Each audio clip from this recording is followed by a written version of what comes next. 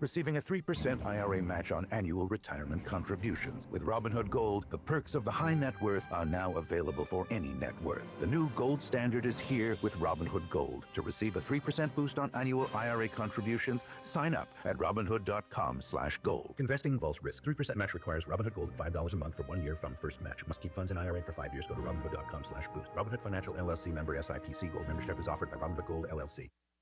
Finding the right employee for your company is tough. One wrong hire can be a major setback. You're not alone if you face this. A recent survey by Robert Half shows nearly half of hiring managers readily admit to making a bad hire. Luckily, there's a solution. With Robert Half's specialized recruiter's experience, combined with our award-winning AI, you can have the right skilled professional in place quickly. We understand what it takes to build winning teams because at Robert Half, we know talent. Discover how we can help at roberthalf.com/talent.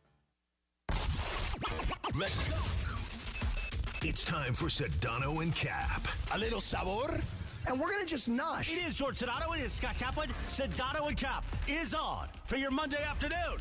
I'm going to have to say respectfully, I'm going to disagree. Okay, why is that? I don't know.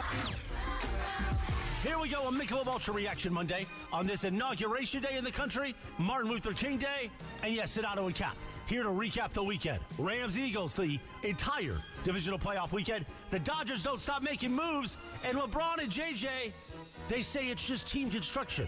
Why they never could get close to the Clippers last night at Intuit Dome. All of that and so much more. Let's get to it. We got a short show. 4:30 p.m., we hand you off to the college football playoff national championship, Notre Dame, Ohio State. Let's get to it. The LA Afternoon Drive, take over. Hey, Jerusalem Cherry. He likes to lay the wood. Yeah. You say Kikuchi. Wacky forced radio stunt of the year. Ha-ha! Christopher can go to hell. Oh, nothing worse than the horse. Nah, man, black don't crack. Benjamin Pratt is like, how do you say his name? Asminger? Assminger. Hey, these Hard Knocks guys are all over me right now. It's like I'm back in Dayton. You are a bit killer. Because you got to talk about sperm? I mean, look at me. I'm a hot piece of ass. I mean, look at him. Sedano and Cap, your Monday afternoon right now. Yeah. Bee-ba-da-boom. Oh, come on, George. Dee-da-da-da. Boom-ba-da-bop. Yeah. Cappy, it is a Michelob Ultra Reaction Monday. We react to the Rams-Eagles from yesterday and the entire NFL divisional playoff weekend, plus Lakers-Dodgers offseason. Kings, more. Thanks to Michelob Ultra, 2.6 carbs, 95 calories. It's only worth it if you enjoy it. Man, I hate when my brain is right and my heart is wrong. It was so close to having your brain wrong and your heart right, too. Oh, it would have been so much fun if that were the case. Well, because yesterday during this Rams-Eagles game, and by the way, you sipping on coffee at 2:20 in the afternoon is a shocking development, frankly. I'm exhausted. I've been up since like 5 in the morning. I saw him at the espresso, the coffee machine. I was like, oh, man, it's a George Sedano espresso day. Get ready. Yeah, why is that? I just woke up. I had an early meeting today here in the TV building, and Like early as in like 6 a.m.? No, it was early as in 9 a.m., but I didn't know what traffic would be like coming up here, so I got up early. I was going to get up at like 6:30, and then I woke up. I'm an older man now. I got to get up and use the potty. How's the prostate? I mean, it was strong. I had a lot to drink yesterday. Not alcohol, but I had a lot to drink. I'm drinking those Hyo drinks. You know, oh, yeah? Those non-alcoholic seltzers. They're very good. Mm-hmm. But consumed a lot of them. Yeah. So there was a lot of stuff in the bladder. So I woke up, to go to the bathroom around like 5:15, 5:25, and I just was up at that point. So I was up early, and then Mateo got up at like 6, and I was like, all right. I went down with him, and I was hanging out with him, and then that's it. I had to jump in the shower and start getting ready. But I was going to be up early anyway because I thought I was going to have to fight traffic, and then realized, oh, there's no traffic. Right. So then I was just sitting in one of the conference rooms, just hanging out, just getting ready for the day. Well, if you need me to check your prostate because you don't have time to run to the doctor, okay. I will do it for you. I don't mind. I'm okay. I mean, for me, it's a medical process. It's not really something that I want to do. Yeah. It's something I'm willing to do to help a friend. Yeah. So you're clear. That's why I'm drinking coffee is because I'm tired. All right. And I'm up early. And I was up late watching the Australian Open. I love the majors, so I was watching the Australian Open. I stayed up to watch the first 3 matches, which ended around 11-ish our time. Oh, God, man. I watched game number 1, the Rams-Eagles. Yeah. And as you say, you hate it when your head is right and your heart is wrong. Yeah. And when the Eagles had a 6-point lead and the Rams got the ball back with 2 and change to play, I was like, here we go. I thought to myself, wow, this is crazy. Because after Saquon's second long touchdown, I went, okay, game, set, Well, that's match. what I said, right? I said I hate when my brain is right and my heart isn't. But then give when it to the scored, Rams. Yeah. They scored. Then I sent the big eye emojis in the chat, which I'm sure DeAndre was like, "Oh crap, here we go." Right. You were sweating it a little bit. He was silent. Hell yeah, I was. I was not responding at all. I said, he said no, thank nothing you. the whole game. No, thank you. Until the end, until it was over. He didn't respond, DeAndre. But it was a moment where you say to yourself, okay, look, Philadelphia has seemingly been in control of this game, and they take the big lead with another home run type of long touchdown run. Right. And yet the Rams are still alive, and they're only down by 6. Right. And by the way, Tirico and Collinsworth were calling it like it was over, too, at that point. Oh, listen, and look, down by 6,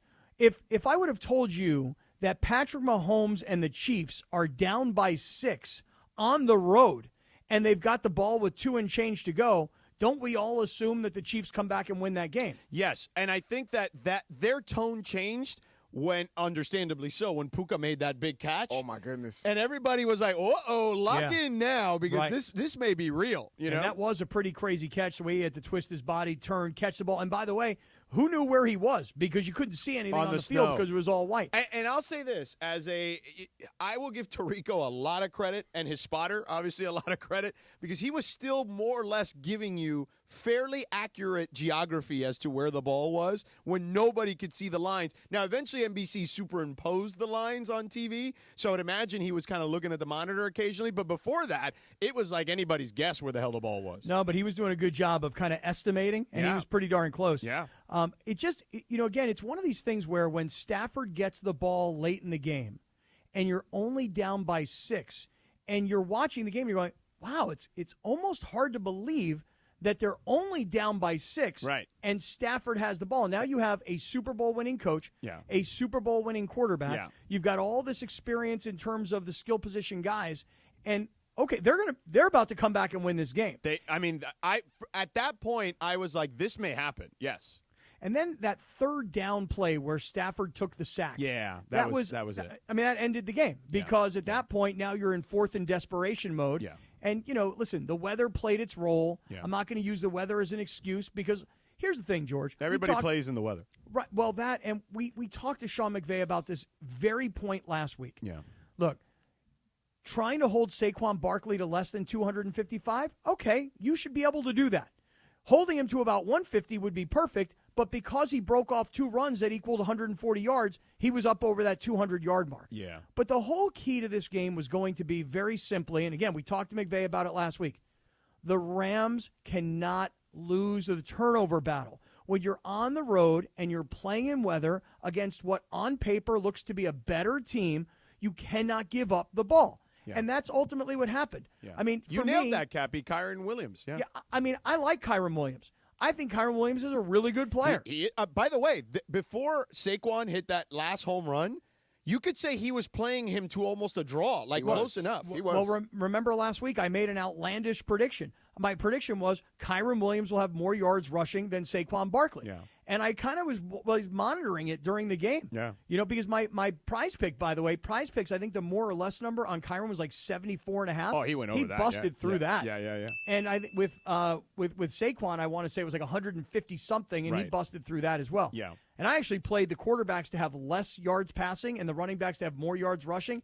And then Stafford just killed me at the very end. So, by the way, a buddy of mine had a hot take. He says he doesn't like snow games because the quarterbacks can't play well. So that's funny you say that. I also have a close friend who absolutely swears that every NFL stadium should have a roof. Yes, this is the same thing, yes. Because the weather impacting the game means we don't see the best teams play their best because the weather takes away from their best. Yeah. Now, by the way, if you're a Detroit Lions fan, you got no excuse today. None. How about Dan Campbell's big fat mouth, huh? You know what? He's right. He is going to see Kevin O'Connell in Cancun. Yeah, that really put a jinx on him. I mean, it put a jinx on both the Vikings and the Lions. Yeah, your guy, Dan Campbell. We talked about. Listen, I love Dan Campbell, and I loved him yesterday. Him at the press conference The We're going difference. to see how good he is without those two coordinators now. Well, I'll say this about one of Oh the my defensive God. coordinator. Which, by the way, Raider fan, dude. Yeah, you lost him. OMG. Yep, you lost Ben Johnson. That thing's over. On his way to Chicago. Of course he's going to go to – we talked about this. Adam Schefter was – remember we played the audio on McAfee, and he's like, wait a second. Like, why? Why would is he it wanna the go there? Raiders are a slam dunk? You know? Right. And this is the man who traffics in information for the NFL. Yeah. The thing is, you say how good will he be without his coordinators? I don't know that there's like a huge drop off, but by the same token, I don't know that he's going to finish 15-2, But I will just say this, like Jared Goff, and I'm a huge Jared Goff believer. He was really bad. He was terrible. He was way worse after he got hit in the head. Right, and shocking that there's no call on a play like that. Shocking, yes. And yet you watch that Kansas City Houston game, they call everything, even when Mahomes doesn't get hit in and the head. two guys collide, and he doesn't even get touched. Right, Anyway, they should have called a penalty on one Houston player for knocking out another Houston player. correct. Yes. All right, Cappy. Let's dive a little further into this about the Rams. Let's talk about whether this was a success or not this season, based on everything they went through. Let's talk about where they're headed next, all that stuff. But first, tell us about your friends at Sellers Advantage. Yeah, listen, here's the thing about Seller's Advantage. I've been talking about this for a long time. If you want to sell your house, now's a great time to do that for a variety of reasons. I won't get into all the depth of it. It's not that important. What's important is this. If you are thinking about selling your home for whatever your reasons may be, let's talk to Seller's Advantage. Here's why Seller's Advantage is the best way to go.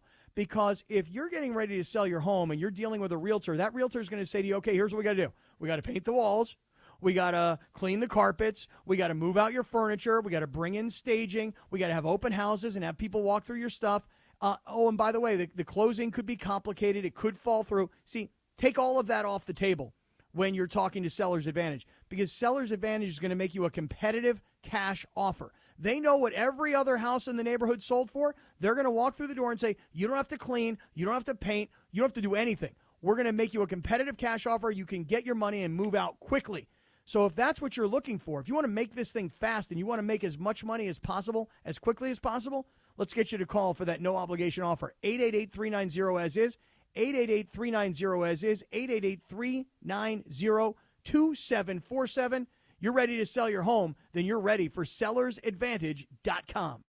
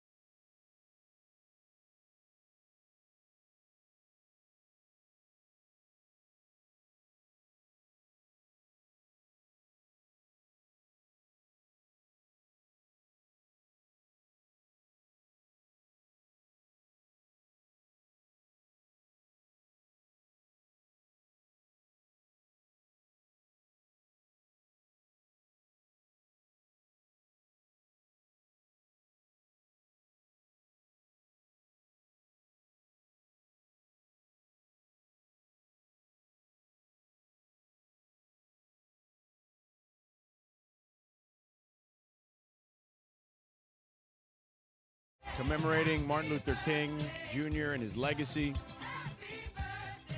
And certainly a man that is honored in so many ways, deservingly so. And on this special day, we make sure to commemorate him. So thank you for those tuning in today. I know not everyone is out there like normal because of the holidays, but we thank those that are listening today and appreciate your time today. So, Cappy. Yo. Did Ben Johnson just use Tom Brady? I guess maybe. I mean, did Tom Brady officially interview Ben Johnson? Yes. He did. That was reported, yes. Did he use Tom Brady? I suppose. I mean, if you don't want to take the Raiders job, which, by the way, why would you take the Raiders why? job? That was our entire line of questioning the other day. Here's who's going to take the Raiders job, in all likelihood. Either a first-time head coach who just wants the opportunity to be a head coach. Ben Johnson was. Right, but Ben Johnson was also He guy was who'd also been the wonder reported, boy, yes. He'd also been reported as being extremely picky about where he was going to go and who he was willing to work with and needing a quarterback. So either a first-time head coach who's just kind of desperately wanting to be a head coach. Like, for example, Aaron Glenn. Do you think Brady feels rejected? Like, he apparently he went after Vrabel. He even called Belichick. And then, and then Ben Johnson, they thought they had him. And then, all of them were like, nah, we're good, Tommy. See you later. And he's like, oh, this is way harder than I thought. Yeah. Well, I mean, unless the Raiders are ready to make somebody the highest paid coach in football, like if you're somebody who's coveted, okay, and that was the word that Schefter used last week. No, that was the word that was used about the Dallas Cowboys job that Troy Aikman talked about. Troy Aikman was like, coveted? Is the Cowboys job really such a coveted job? Right. Well, if the Cowboys job is not a coveted job, then the Raiders job is nobody wants it. Right, correct. You see, the thing is this. If you're Aaron Glenn and you're the defensive coordinator of the Detroit Lions, you're supposed to be a hot commodity. If I'm an owner and I'm looking at Aaron Glenn, I'm looking at his defense this past weekend and 12 men on the field, and that is a coaching mistake, a mental error, and I don't like that. But nonetheless, whoever takes this Raider job is probably either going to be a first-time head coach who just desperately wants to be a head coach and is not in great demand, or it could be like an older guy, somebody that's already been a head coach that hasn't gotten a sniff in a really long time, and now all of a sudden, I'd like to be a head coach again, so I'll take whichever job comes my way. Right. Like Rex Ryan? Exactly the personality profile that I'm talking about is a Rex Ryan. Yeah, you know?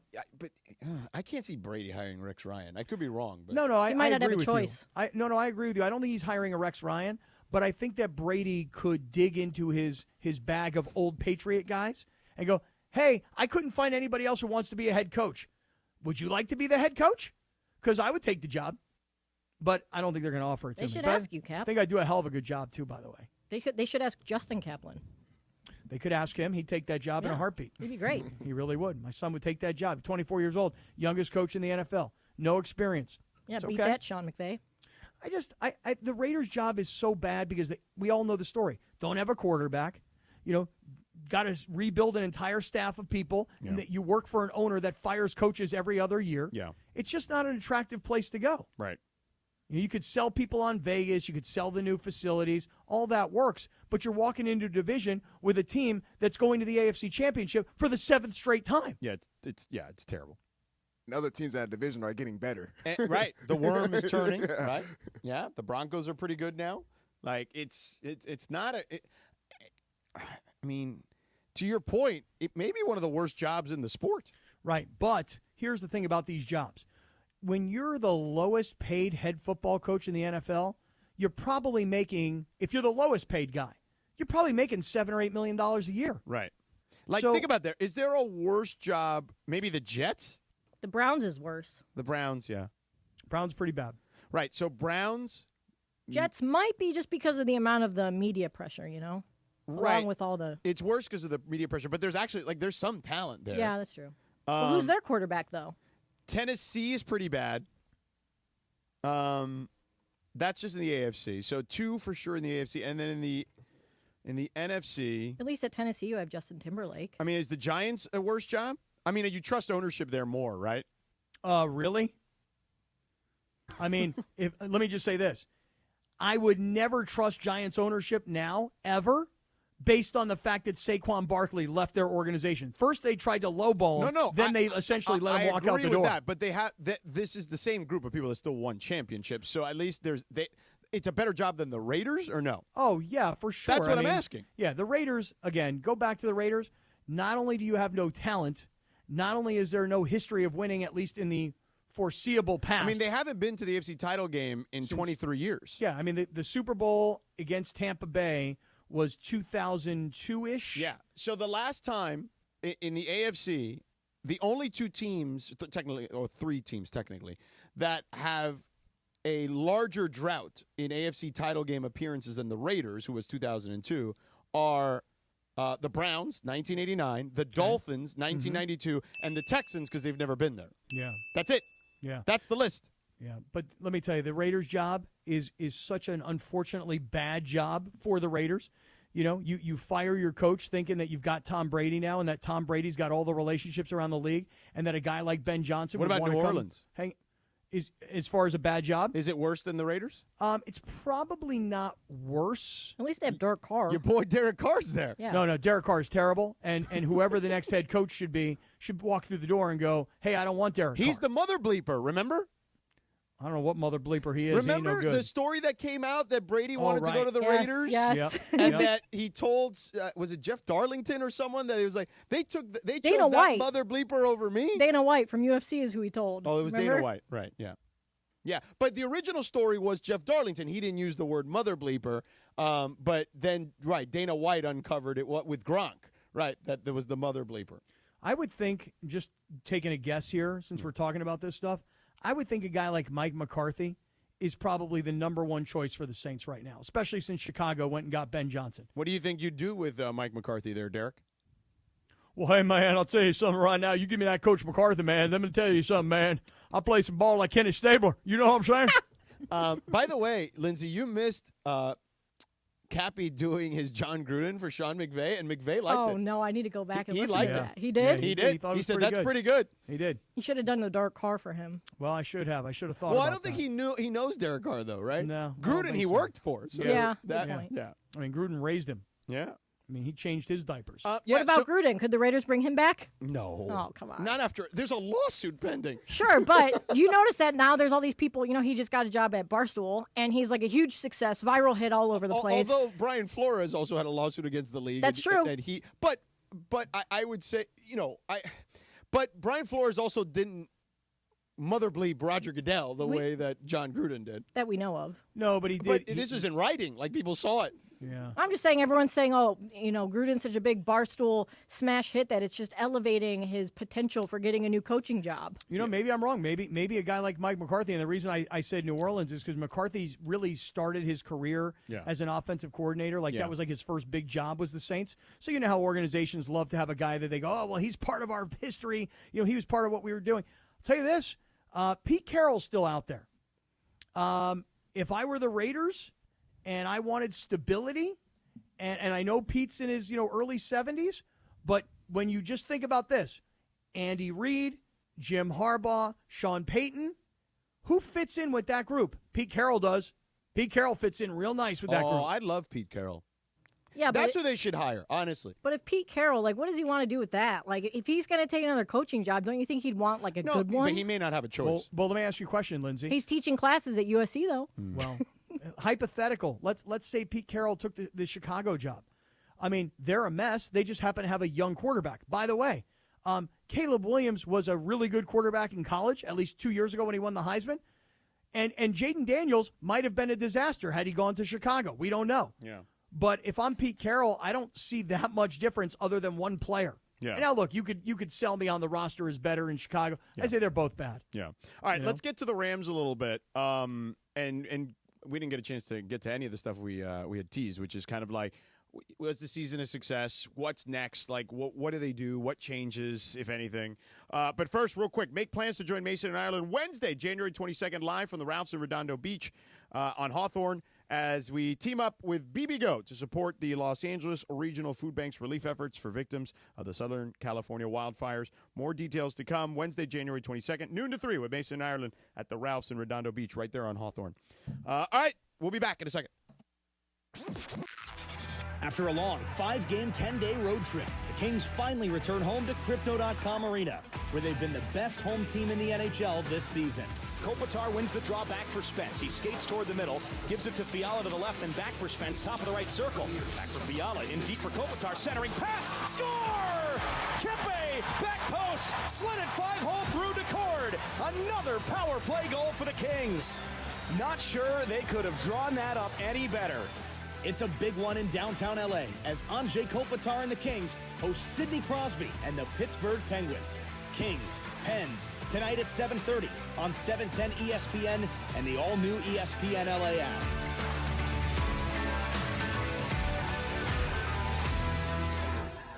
Happy New Year from Kia of Carson. We're celebrating the new year with deals on all your favorite 2025 Kia models. Just go to KiaofCarson.com and check out our specials on the award-winning Telluride, hybrids, EVs, and plug-ins. The deals don't stop there. You can save on the entire Kia lineup, including our huge inventory of Kia-certified used cars. Kia of Carson has won numerous awards for customer service, so we know how to make the process easy and enjoyable. Hurry into Kia of Carson for the best selection. This is Evan Cohen from Unsportsmanlike on ESPN Radio. I'm reaching out with a message that's close to my heart. Devastating fires have ravaged the Los Angeles area, leaving families displaced, homes destroyed, and the community in need of help. Right now, you have the power to make a real difference. Your donation, big or small, can provide food, shelter, supplies, and much-needed support for those affected by the fires. If you are able to, please help those affected by the California wildfires and donate at www.lafoodbank.org/fire. That's the ease at which you get information. You want it, you get it. Like that. Ask your phone. Group chat. Smartphone. You're always connected and informed in real time. No waiting. So if you're diabetic and still using finger sticks to read your blood sugar, what are you waiting for? Knowing your blood sugar levels instantly is important for managing diabetes. Call US Med at 888-665-0696.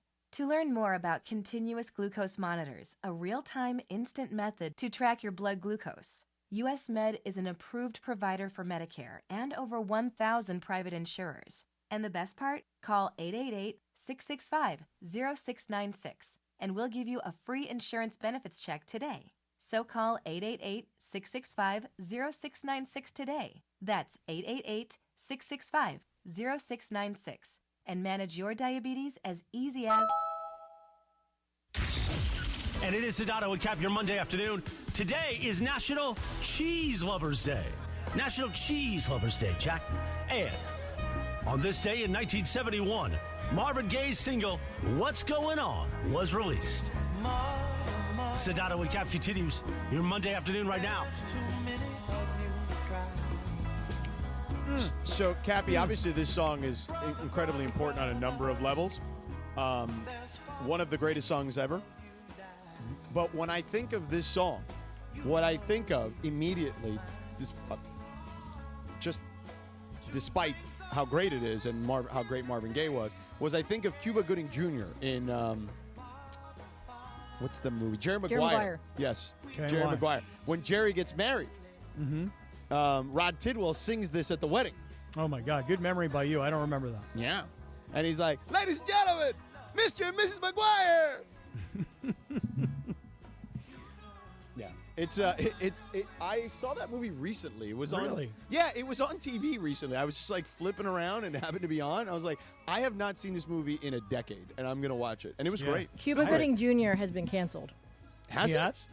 Yeah. I don't remember. What do you do? Isn't he like affiliated with the whole Diddy thing? No idea. I had no idea. None. Allegedly? Allegedly? Yeah, I would say that. I would say I have zero idea. I've not heard his that name. was one of the even first remotely people connected. mentioned with that stuff. I don't remember. Oh, yeah. Yeah. Just, I mean, I don't know. Honestly, I've been trying to stay away from that, as far away from that as possible. To be honest. I just don't want my name involved. Yeah. Well, Cappy, you're a freak, though, so, you know. That's true. But that's what pops into my head is that, and that movie was still really good. Like, that movie was made in 1996 or released in 1996. Wow. Still good 30 years later. 96, yeah, 30 years. Yeah. That's right. So, that's exactly right. So you had said before the break that we had not gotten to a bunch of questions that we would now about the have Rams. Yeah. About the Rams. So was it a good season? Okay, was it a good season? Depends on what your criteria, what your threshold is for anything other than a championship. Well, I didn't think that they came in as the favorite by any stretch of the imagination, even coming into the season. Okay, so let's start there. Where did you think they were to begin the season? Like a top 3 or 4 team? I thought they were probably in the NFC. Yeah, probably a top 4 team in the NFC. So and guess that's what? where they finished. Check. Right, check. Yeah, no problem. That's where they finished. Right. And by the way, now add into the equation that they started 1-4. They were a disaster from an injury perspective to start the season. We were literally talking at one point, week 5, about should they tank. Right, fire sale. And then they end up in the final 4 of their conference. Then I think, yeah, it was a pretty damn good season, like all things considered. Listen, if you hold the Rams to the same standard that you hold the Lakers or the Dodgers to, then no, it's not a success. No, football is also different that way, I would say, because in basketball, more times than not, even though we have had 6 different champions in 6 different years, the roster that's the best generally wins. It is rare that you have a huge upset in the NBA. That's why you remember them, right? The Dallas Mavericks most recently beating LeBron, Wade, and Bosh. The Pistons of Chauncey Billups and Rip Hamilton, Ben Wallace, Rasheed Wallace beating the Lakers and, Shaq, Kobe, Karl Malone, Gary Payton, right? Like, you just don't have that many of them. 2016 Cavs beating, the best team in the league of the Golden State had Warriors. Yes, that is a big upset, although I would classify the other 2 as bigger upsets, mostly because those 2 teams had just faced off in the finals. Shocker. No, but they had just faced off against each other the previous year, whereas these were like one-offs. You know what I mean? Okay. So go back to the standard, though. If you don't hold the Rams to the same standard as the Dodgers and the Lakers. And the Dodgers in baseball, nobody is outspending them, and they've had the best roster from top to bottom, even though that doesn't always matter in baseball because it can be a little random, too. It's more random than basketball, but not as random as football in theory. So would you call the Rams season a success? That's what you asked me. Yes. Here's my answer. My answer is yes, it's a success. Because go back to what you said. You start 1-4. In fact, even go back before that. We were doing broadcasts from Loyola Marymount University in the preseason, right. And the offensive line was falling apart in front of our faces. Puka Nacua got hurt right in front of our broadcast location. Right. Yeah. Nacua came back quickly, but then he got hurt again. Yeah. Cooper Kupp missed time. They were 1-4. Okay. Yeah. Then fast forward to week 12 when they played Philadelphia. Right. In getting destroyed by Philly that day, they were 5-6. So from the time they were 5-6 to the time they lost yesterday, they had gone on a great run. They'd come up with a lot of really big wins. They won their division. They had a home playoff. Everything said this was a success.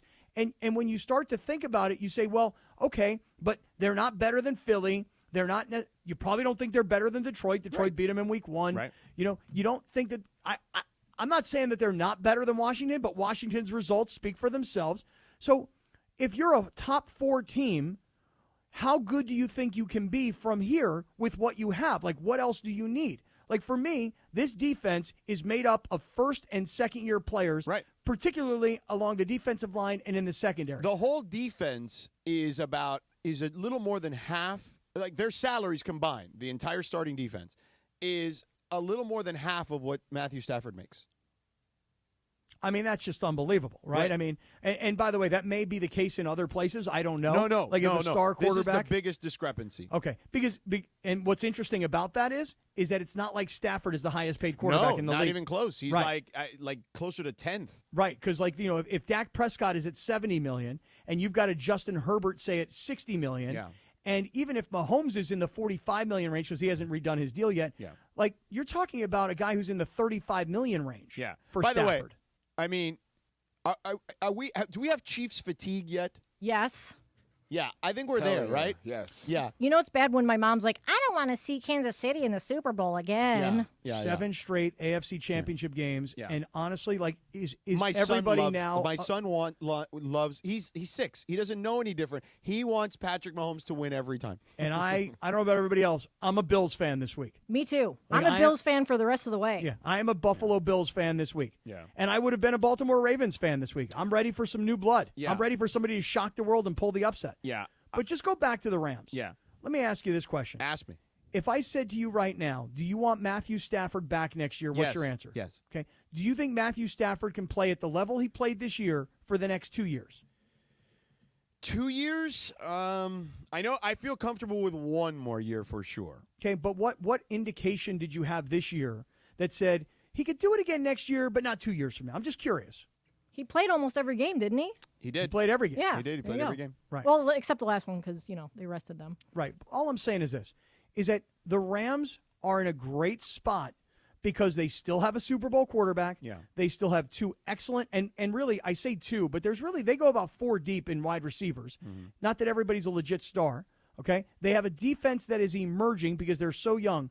What is it that the Rams need to be truly elite, like what you might call Philadelphia or what you might have called Detroit? They need like a game breaker wide receiver, like a deep threat type guy, not just a guy that they can throw the ball 15, 20 yards to and try to get some yak. Okay, I would argue this. I would see it slightly And an differently. offensive line. Okay, there you go. Yeah. See, now to me, if I'm the Rams, here's what I want to do. Invest all in the offensive line? I want to keep Stafford. I want to keep Puka where he's at. I want to keep Cooper Kupp where he's at. I want to keep the running backs, but I'm going to say that I need 2 things. I need starting offensive linemen, and I need to build depth. I'm not talking 4th and 5th round players that might be good. I'm talking about legit first round monsters. Yeah, guys who maul you like the Eagles' offensive line does. Maulers. Okay, guys that are 6'7", 350 pounds, but can run 4.9 40s. Yeah. That's right. I'm looking for beasts on the offensive line. Number one. Yeah. By the way, And the Rams will have $46 million in cap space. Great. And here's one other thing I need. I need one other running back. Kyron Williams is a really nice player. They drafted Blake Corum. I understand. And they expect him to kind of be a contributor next year. I know he got dinged up at the end. But he's a third down back. Right. He's a Darren Sproles-esque, and I say it like that. He's better than that. Like, in the sense of, like, okay, I shouldn't say better. Yeah, I was going to say, whoa, bro. I would say built different. He's built, like, stronger than Sproles was. He's not as fast as Sproles, but he's built a little thicker. I'm not going to get into his build versus Sproles' build. That's neither here nor there. Here's what I'm saying. He's a third down caliber kind of back, I think. I don't think he's an every down back. Kyron Williams is a nice player. And you know what? If he carried the ball 400 times this year and he put the ball on the ground 6 times and he lost it 3 times, you go, well, that doesn't seem like a very high percentage. In the NFL, it is. You cannot give up the football. Yeah. When you carry the football, you carry all of us with you. Yes. Okay? All of us? All of us, man. You and me? Me and you. Oh. You and me. All right. Us, those 2 little letters, U.S. us. They're powerful. Okay? I'm just saying you can't Did you fumble. just like Pittsburgh us there? I just went all Marty Schottenheimer on you. That's exactly what I did. Yeah. Going into the history books here, kids. Yeah.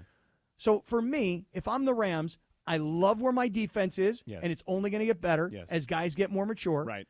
I love where I got my quarterback. I got receivers. I've got 1 good running back. I need 2 offensive linemen. Dos. I need at least another running back. Yeah. And I'm with you. I would take a game-breaking speedster wide receiver just to throw into the mix. Yeah. 2 O-linemen, 1 running back. And you know what? If I went into next season with exactly what the Rams have right now, I think they can be just as competitive. And by the way, George, look, 1 little break here or there, they win that game yesterday. There's no question. No question. They hold on to the ball, they probably win the game. Right. By the way, a big play that nobody's talking about enough. Tell me. That 3rd and 14 or 3rd and 12, whatever it was, right before the end of the half. Mm-hmm. They stop Barkley there, okay, on that screen pass. They get the ball back with a chance to either tie or take the lead going into the half with getting the ball back to start the second half. Yeah. Yeah, so I don't think the Rams, in other words, if let's say Philadelphia goes to the Super Bowl and wins it. DeAndre, I know that's music to your ears, but let's say that happens. You know how far away the Rams are from the Eagles? They're 6 points and 1 possession away. 1 possession. They're a sack on 3rd down away from beating the Eagles on the road in the snow. Yeah. All right, Cappy, let's get into this national championship game a little bit on the other side. Then I want to get into the Lakers and some comments that LeBron made yesterday in the postgame. So we'll get to that. But first, let's talk Prize Picks, Cappy. The only place you get sports action in the state of California. Download the Prize Picks app. Use the promo code Cappy, K-A-P-P-Y. On your first $5 play, you get a $50 bonus. You can win up to 1,000 times your money, Cappy, with 4 picks. And it's as simple as this. There's a statistical line for each individual player on a bunch of different sports, and you go more or less on those lines. Yesterday, I was so close. I had Saquon Barkley for more than 150 yards rushing. Check. I had Kyron Williams for more than 75 yards rushing. Check. I had Jalen Hurts for less than 194 yards passing. Check. And I took Matthew Stafford for less than 220 yards passing, only because I thought the game was going to be ruined by the snow and that Stafford wouldn't put up the numbers. And then, of course, he beat me in the end. I was 3 for 4. I've just been so close. So, George, here's the play tonight. And I know our listeners wait at the edge of their seat waiting for my Prize Picks play of the day. Here's what's going on today. Will Howard, the quarterback from Ohio State, George, he's the free square. All he has to do is pass for more than half a yard. You get that win. I've got Jeremiah Love, the running back from Notre Dame, to have at least one rushing or receiving touchdown. That's a demon play, so it increases my odds. I've got the wide receiver from Ohio State, Egbuka. I hope I say his name right. Yeah, you said it. For more than 59.5 receiving yards. And I heard you earlier talking about Riley Leonard and what kind of a runner he is. I've got Riley Leonard for Notre Dame for more than 38.5 rushing yards. Yeah. Let's freaking win tonight, dude. Let's go. Prize Picks, Cappy. Run your game. Today, I still have a dream. we celebrate This nation will rise up and live out the true meaning of its creed. the legacy of Dr. Martin Luther King We Jr. hold these truths to be self-evident, that all men are created equal. ESPN LA 710. You never expect a Hail Mary pass to win and end the game or getting into an accident. Hey, it's Trav with DeMarco. Only one all-star defense team you can call to defend you. The personal injury law offices of Joseph S. Normand. Visit NormandLegal.com or call 213-747-2000. Don't get sacked by others. Joseph will help you achieve the maximum compensation you deserve. Visit NormandLegal.com or call 213-747-2000. That's 213-747-2000. Let Joseph and his team score a touchdown for you. Hey, John Ireland here. If you're looking to sell your home, call Seller's Advantage. They'll make you a cash offer, no need for repairs. They buy as is. With Seller's Advantage, there are no agents. They can close in days, and they buy with cash. They'll even offer a $10,000 advance to help with moving and other expenses. Check out their reviews online and call for a no-obligation offer at 888-390-AS-IS, 888-390-2747, and visit sellersadvantage.com. Rams fans, if you missed out on any of the action this past season, don't make the same mistake. Clinch your spot in the Rams house for 2025. Catch every home game next year, including marquee matchups against the Niners, Texans, Bucs, and Lions. In addition, enjoy home playoff ticket access, interest-free monthly payment plans, and stadium event presale access. To experience the energy at SoFi Stadium and all these benefits, visit therams.com/2025. therams.com/2025. Secure your season tickets and see you at the Rams house. 710 ESPN, your home for the 17-time world champion Lakers. KSPN Los Angeles, a Good Karma Brands radio station. 710 ESPN. Sedano and Kap for your afternoon right now on 710 ESPN. It's time for what you need to know. Let's do it. What you need to know right now. What you need to know is brought to you by Morongo Casino Resort and Spa. Good times, less than 90 minutes from wherever you are. Take it away, Linz. Thanks, Sedano. All right, so what you need to know is that today is Blue Monday, and apparently it's a holiday, but it's not really one that you want to celebrate. So Blue Monday marks the day on the calendar when many people like the song in New Order? Say? I don't know. What is that song about? Blue Monday. How's it go? How does it feel? Come on, okay, I know that song. Wait, I'm trying to get the song. Like you do. How does it feel? There's like a rock version Tell me of it, cover of it. how does it feel? Yeah. So anyway, today is Blue Oh my Monday. God, I'm not going to get that out of my head, and I don't know what song you're talking about. You know we'll what play it. song We'll it play is. Let me hear it. Yeah, I'm going to need it because I'm going to have to get that in and out. It goes dum dum dum dum dum dum dum dum dum dum dum dum dum dum dum dum. How does it feel? You don't Yeah. know what, Cap? You really don't know? How does it feel? What? You treat me does it like like you you do. You don't know that song, Captain? Guys, you guys, know that song. I know the song. It's just I think the tune is messing me Okay. up right now. So what Blue Monday is, it's the day on the calendar when most people find themselves in a total seasonal funk, whether it's due to feeling a post-holiday slump, lack of motivation, disappointment over unfulfilled or quit resolutions. It's basically like a bad case of the winter blues. So there's like no clinical basis to it whatsoever. It was originally... Okay. Yeah. you know this. Yeah. Yeah. Who sings this song? I just told you, New Order. Oh, I didn't know that was the name of the group. New Order. Cappy, this is like an 80s song. This Oh, is like I know. your- I'm like surprised. Like I thought you would have given me like some Depeche Mode or something. You know, It sounds kind of. They're in the like same them, genre. yeah. Yes. Who redid it? How does it feel? Blue Monday. I don't know. Some rock band did it. Yeah. Okay. It was decent remake. Blue Monday, huh? So yeah, that's today. It's it typically falls on the third Monday of the year, and it's basically like I said, people are kind of starting to feel sad because they've realized the holidays have worn off. Maybe they're ready to give up on their resolutions. Yeah. And people all feel like they want to go on a Orgy. trip. Yes, that's Orgy it. what? What does orgy have to They do with anything? recreated Yes. Blue Monday. Orgy time. Orgy. Orgy time. Yes, exactly. Thank you. That was good By the way, timing. Great Kirk's going timing. to join us 4:15 today. Kirk actually, he's not going to be here in time to do the show today, so he can come on with us tomorrow instead because Oh, do he's a doing post-game. an MLK event downtown. Oh, okay. Oh, wow. Today. Hey, let me say something to anybody who's experiencing Blue Monday. By Listen the to way, me. real quick, what you need to know is brought to you by Morongo Casino Resort and Spa. Good times, less than 90 minutes from wherever you are. Yeah, listen to me, everybody.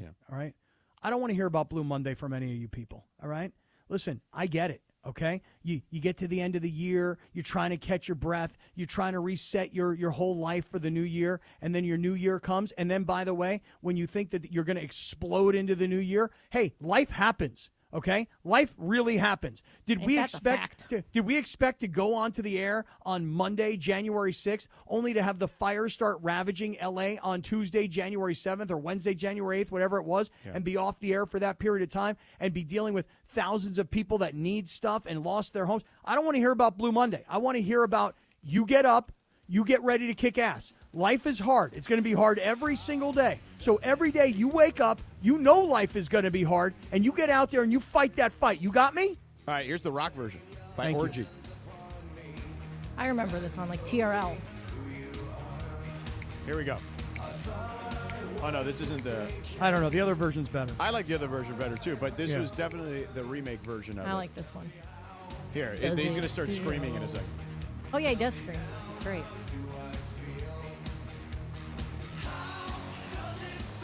Yeah, the other version's better. Yeah, I like the other version. How should he feel, Cappy? I understand why I understand why people on the third Monday of the year. I get it. I really do. But come on, guys. Seriously, we got to. You got to get out there and you got to fight that fight, man, every single day. You got to fight for your right to party. Yes, true. You get out there and you find that bleeping dog. Don't you remember that from Billy Madison? Yes. By the way, it's a Michelob Ultra Reaction Monday. We react to Rams Eagles yesterday, the entire NFL divisional playoff weekend, plus Lakers, the Dodgers offseason Kings, and more. Thanks to Michelob Ultra, 2.6 carbs, 95 calories. Only worth it. It's only worth it if you enjoy it, Cappy.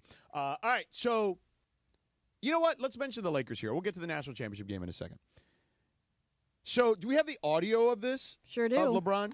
So Dan Wojcicki of the LA Times asked LeBron about kind of their margin for error. It's a phrase LeBron has liked to use, particularly in his time here at the Lakers, about their margin for error.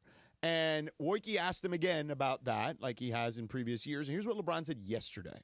We don't have a choice. I mean, that's the way our team is constructed. We have to. We have to play close to perfect basketball. We know the game is never perfect. It's never going to be a 48-minute perfect basketball game, but we can't combat it multiple possessions in a row, or if we turn the ball over, we have to do a better job with that. If we're making like aggressive turnover plays where we're trying to make the right play to our teammates, but it's some of the careless ones. Then defensively, we can't have breakdowns. We can't, if our coaching staff has a game plan for us, we can't break down the game. I mean, it's very matter of fact, but he's not wrong about any of it. So what happens is those quotes get tossed around social media, and people react to them.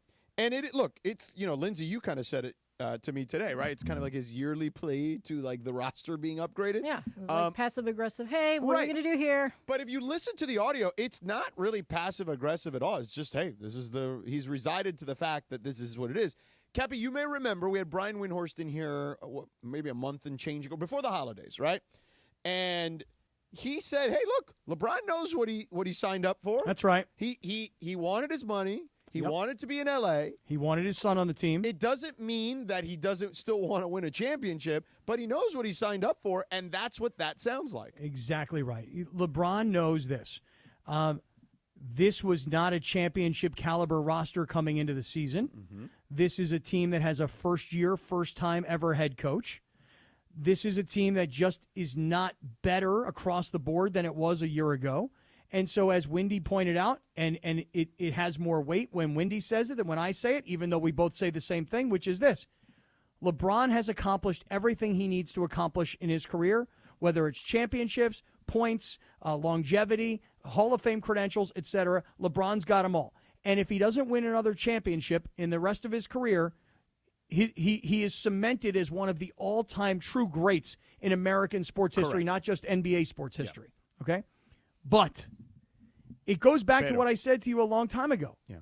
Winning a championship is not paramount for LeBron James any longer in his life. He would love to win another championship, but it's not what's driving him. It's not anymore. I disagree. Well, then why did he stay with the Lakers? Well, I think what Brian was saying was that he wants kind of like it didn't diminish his eagerness to win another championship, which you're taking as it's not the priority, and maybe it's not, maybe it is. Brian did not say it was a priority or was not a priority. I get the sense he wants his cake and eat it too, and I just don't know if that's plausible in this particular scenario. Well, I'm not sure his cake is winning a championship. I think his cake is playing for the Lakers, living in Los Angeles, having his son be on his team, being able to pick out the coach that he wants, the power that he has, that he gets to play for the Lakers and continue his career, continue to build stats, continue to pull away from the field. And by the way, if we win and we win a championship, good for us. But LeBron is a smart enough basketball man to know what he said last night. Based on the way we are currently built, we don't have a margin for error. So he knows what he's got. Which, by the way, people made a huge deal last week about what Steph Curry said, which is, he basically said something similar when asked about his plight. And he said, look, I don't think we should go and be reckless and trade all our assets for a short-term gain if it's going to tank the franchise from after I'm gone. Now, everybody ran with that as a headline, except he also said in that same quote, but if there's a good deal to be made, we should make one. Which is what Steve Kerr reiterated. And I feel like LeBron is in the same camp. Maybe not the assets protection kind of thing, because I don't think he cares as much about that. About the future. But I think instead of the asset protection, I think what you're referring to, Cappy, the wanting to play in L.A. for the Lakers with Bronny and all that you're saying it takes precedent. I'm saying that's debatable, but still I would say it's at the very least it's equal to, yes, I would say. I don't think that he would still be playing for the Lakers right now if he didn't think that they at least had a chance to win a championship. Well, he doesn't think they have a chance to win a championship. Maybe not right now, but he probably went into the season assuming that they were going to make some sort of move. Don't we all assume that before the trade deadline? They have the same exact roster as last year. The only difference that they made is trading DeAndre Russell once again and then acquiring a guy like Dorian Finney-Smith. And Max Christie's got more playing time. More playing time. Right. I mean, he has developed. I will give him that. Yeah. But it's not like he came into the season not knowing the roster's the same going into the season. And Max Christie, by the way, it's exciting to watch a young guy develop because we've been watching Max Christie since he was prepubescent like 2 years ago. But the fact of the matter is, even with Max Christie playing more. By the way, did you see Max and Cam yesterday? That's right. Did I for see like them a minute and a half? His brother played on the same court as him at the end of the game. No, honestly, I'll tell you right now. I was watching the two football games, and by the time the second football game was over and I turned over to the Laker game, they were already getting smashed. And I'm like, oh, come on, man. But I watched it, but it was background noise for me. I wasn't watching it intently. So I thought you, of all people, because you love Max Christie and his quote-unquote prepubescent mustache, would have been excited when Cam Christie came in at the end of the game and they played together because Cam Christie's even younger than Max Christie. No, I was more excited when Bronny came in. Well, they came in at the same time, didn't they? Yeah. Well, I don't know. I wasn't paying attention to the Christie brothers. Of course, Bronny came into a whole lot of fanfare. Yeah. I mean, look, all I'm saying is this, Lindsay, I know that you are like the biggest LeBron fan in the world. Yes, but I just don't think that he's lost his competitiveness. He's known as being one of the most competitive guys, and I honestly think that he went into the season saying, hey, look how far we made it last year. If we could just make one or two little moves, then we have a chance to make it to the finals, which is his goal, Yeah, I don't believe that. So what he told me the day Cappy likes to laugh about how he mentioned my shoes, I asked him at his shoes. The shoes I was wearing. They were his shoes. Correct. But they were my shoes. Well, you may have bought them, but they were his. Correct. But I was wearing them. Okay, I'll feel you on that. Yeah.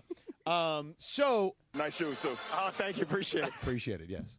The Dave Pasch laugh, underrated there, by the way, at the end of that clip. So he felt that, and he has reiterated at times, that if they can get in the tournament, right, and not like the play-in tournament, like what he means is like in the playoffs, right, like he likes he'll take his chances, right? It doesn't mean they can't upgrade the roster. I still think, I have said this over and over again, Cappy, they have one chip to play for sure. And I'll tell you what that is on the other side. How about that? Dun, dun, dun. Nice tease. Yeah, we'll be back in a moment.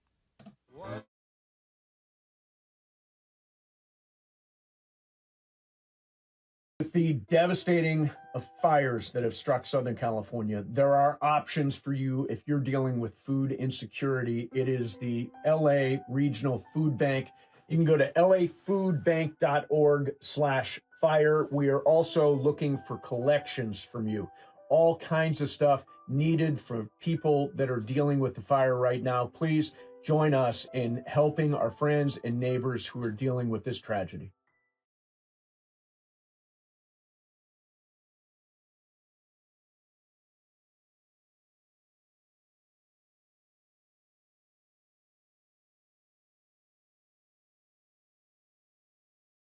Longer livable, and you now have no other choice than to use the insurance contractor to make repairs, which includes their brazen attempt at lowballing the estimate. Okay, so here's what you do. You take a deep breath, then you call Avner Gatt. They're one of California's largest public adjusting firms, and trust me, size does matter in this case because Avner Gatt has experienced it all. Insurance companies can make you feel like a criminal, leaving you with no hope in getting your home back together. Avner Gatt knows exactly how to handle these situations. Not only do they have extensive knowledge on how to handle your dilemma, but they remain passionate about helping people. It's why Avner and his family continue to take the calls themselves at Avner Gatt Inc. They cover all of Southern California, and if I haven't convinced you with all of these truth bombs thus far, just check out what seems to be a never-ending stream of 5-star reviews on Yelp, Google, and the Better Business Bureau. So, whether you have a toilet overflow, a broken water line, a burst supply line, a broken fire sprinkler, whatever the water damage is at home, call Avner Gatt today. 818-917-5256. That's 818-917-5256. And you can go online to avnergatt.com. When pain keeps you from doing what you love, Hoag Orthopedic Institute gets you back to you. We are ranked number 18 in the nation and number 1 in Orange County for orthopedic and spine care by U.S. News & World Report. From the surf to the green, our world-class doctors are there, which is why more Californians choose Hoag Orthopedic Institute for orthopedic and spine care more than any other hospital. At Hoag Orthopedic Institute, there is no one better at getting you back to you. Proudly founded by premier physicians in partnership with Hoag. Learn more at HoagOrthopedicInstitute.com. All right, I've got the chips and soda covered. What about you? I'm bringing chicharrones and the MVP, guac. Northgate Gonzalez Market makes the best guacamole. It's made fresh every day with quality ingredients, so it's always delicious. And the best part, they make it exactly the way I want it. I get extra jalapenos for me and no jalapenos for the kids. We both win. Score a touchdown every time with guacamole from Northgate Gonzalez Markets. It makes every party a winner. The guacamole from Northgate Gonzalez Market. It's the flavor that unites us. Northgate Gonzalez Market. Every visit has a story. Hey guys, it's Cappy. You've heard me talk about my personal situation with my divorce and subsequent custody battle in the past, and I know that you need a team behind you to get the justice you deserve. My friend Mark Reel and his team at Real Fathers Rights are here to help you guys. Visit realfathersrights.com/710. That's REEL. realfathersrights.com/710 or call 323-870-1611. That's 323-870-1611. Real Fathers Rights. The Father's Rights Attorneys. That's the ease at which you get information. You want it, you get it. Like that. Ask your phone. Group chat. Smartphone. You're always connected and informed in real time. No waiting. So if you're diabetic and still using finger sticks to read your blood sugar, what are you waiting for? Knowing your blood sugar levels instantly is important for managing diabetes. Call US Med at 888-665-0696.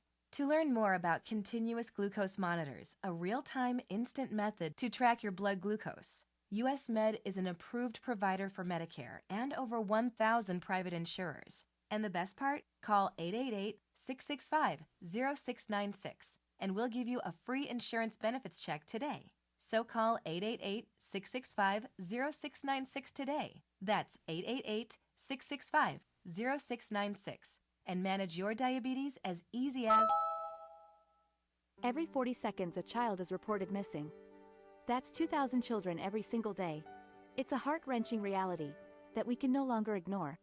Find the Children is a non-profit organization dedicated to helping find missing kids. You can be a part of their mission by donating your unwanted vehicle, running or not. Call 1-800-294-0222. We guarantee that you will receive the maximum tax deduction. We provide fast, free pickup with 24-hour response. Call 1-800-294-0222. Find the Children provides crucial resources to help find missing children and educational materials to teach kids how to recognize and avoid predators. Our recovery programs have a proven track record of reuniting kids with their families. It's time to act. Donate your unwanted or unused car. Help us build a world where every child is safe. Pick up the phone and call 1-800-294-0222.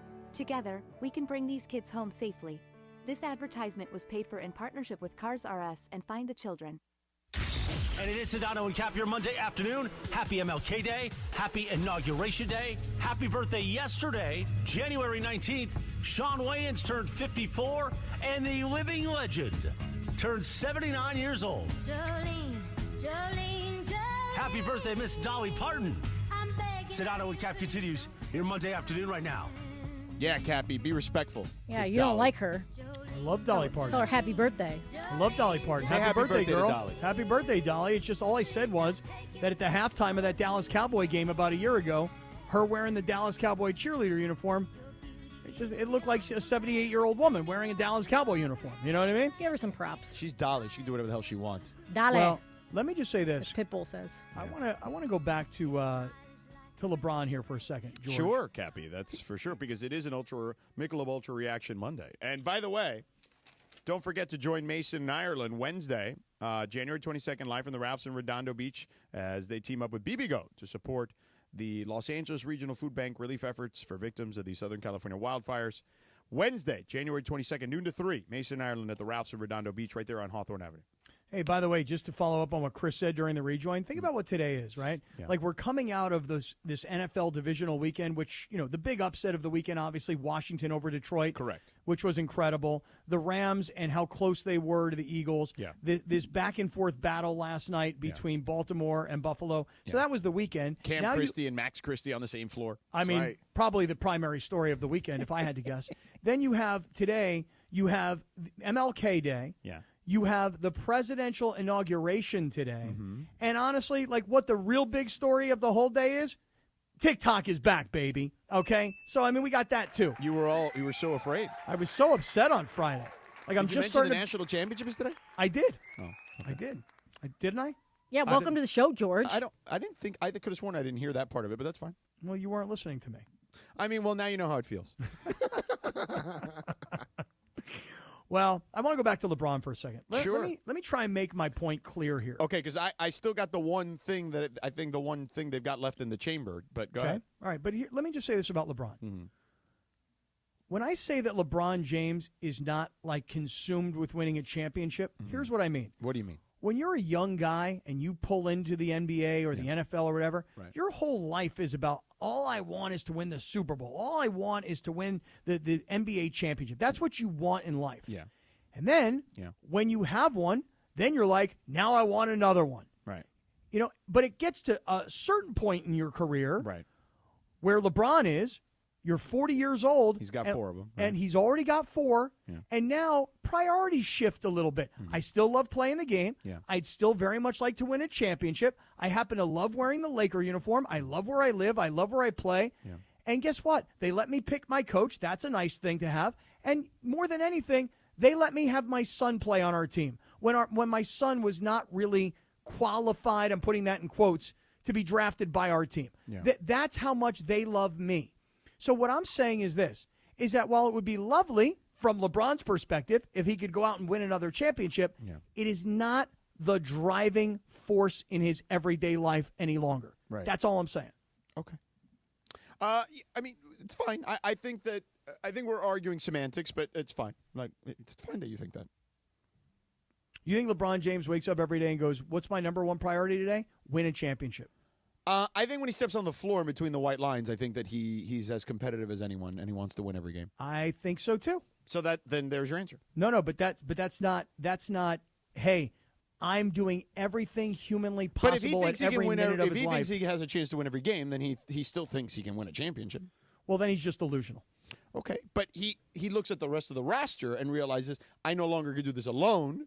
Okay, you've said this before. He can't just drag 5 dudes, right? I think he has gotten so used to that I think, to your point, maybe in his mind he is a little bit has some unrealistic expectations as far as what he can help his team do. This isn't. He can't drag George Hill and J.R. Right. Smith to the finals anymore. Right. And I think maybe part of him thinks maybe he's still. I mean, I did last year. I definitely did. Right. You thought there was still a switch. I mean, the last couple years you it thought faded. there was a switch. There was a switch last year. It just faded a lot sooner than it normally the second half of does. that Denver game in Game 4, there was no Right. more switch. You Well, know that's who what I'm has saying. a switch? Let me tell He you who ran has out a of power. switch. You want to know who has a switch? Who? Patrick Mahomes and the Chiefs have a switch.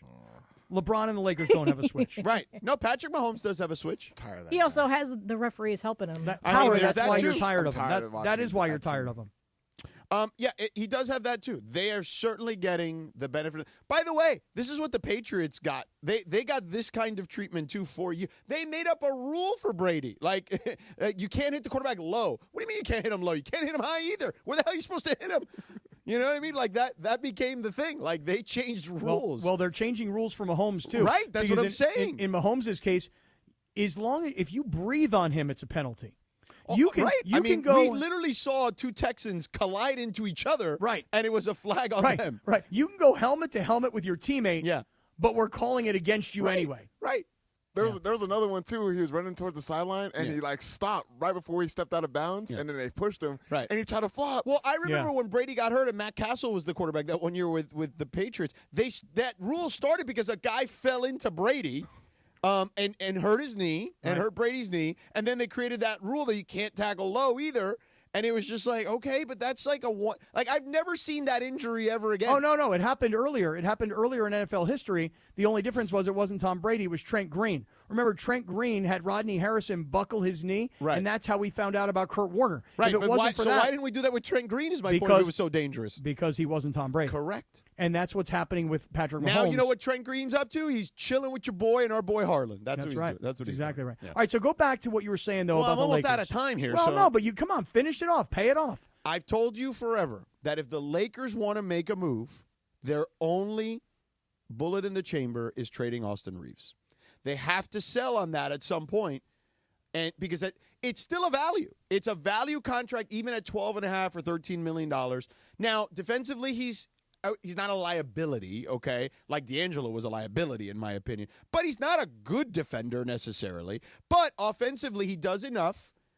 In a lot of different facets. He's a 3-level scorer. He can handle the ball. He can distribute the ball. He at least is competitive defensively, where you can give.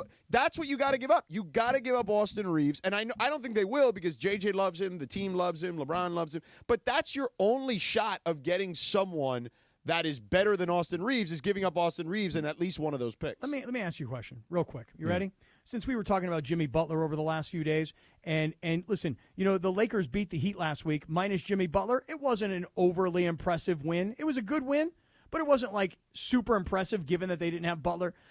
They beat the Nets the other night in a game where Survived against the Nets. Right. Austin Reeves had 38 points, sets a career high in terms of scoring, and they just barely. And by the way, D'Angelo almost could. He was positioned to hit a game-winning shot. So they're winning.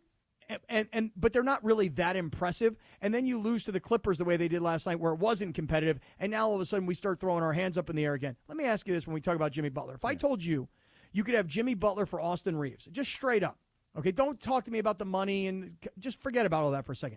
Do you think Jimmy Butler is a monster upgrade where the Lakers now are a championship contender? Well, I think the problem with Jimmy Butler on this team is you don't have a ton of shooting to begin with. So I don't know if Jimmy Butler is the right type of player. I'm just giving an example. Like, I will tell you this. I've said this before. If Jimmy Butler was willing to be a rental, which he's not, and that's part of the big problem, The Warriors make a ton of sense for Jimmy Butler. They need a wing that can get to the free throw line, that can slow the game down, that can defend at a high level. Like, the Warriors actually is the team that makes a ton of sense because you got Steph Curry, man. You don't need that much shooting, even though they don't shoot the ball the way they used to as a team. But they've got enough that if you had someone like that, that's the team that makes the sense. But now with the Lakers, just because I don't think it works. Okay, I'm making my point about Austin Reeves. That's all I'm trying to do here. Is that would I give up? Like, would the Heat do that?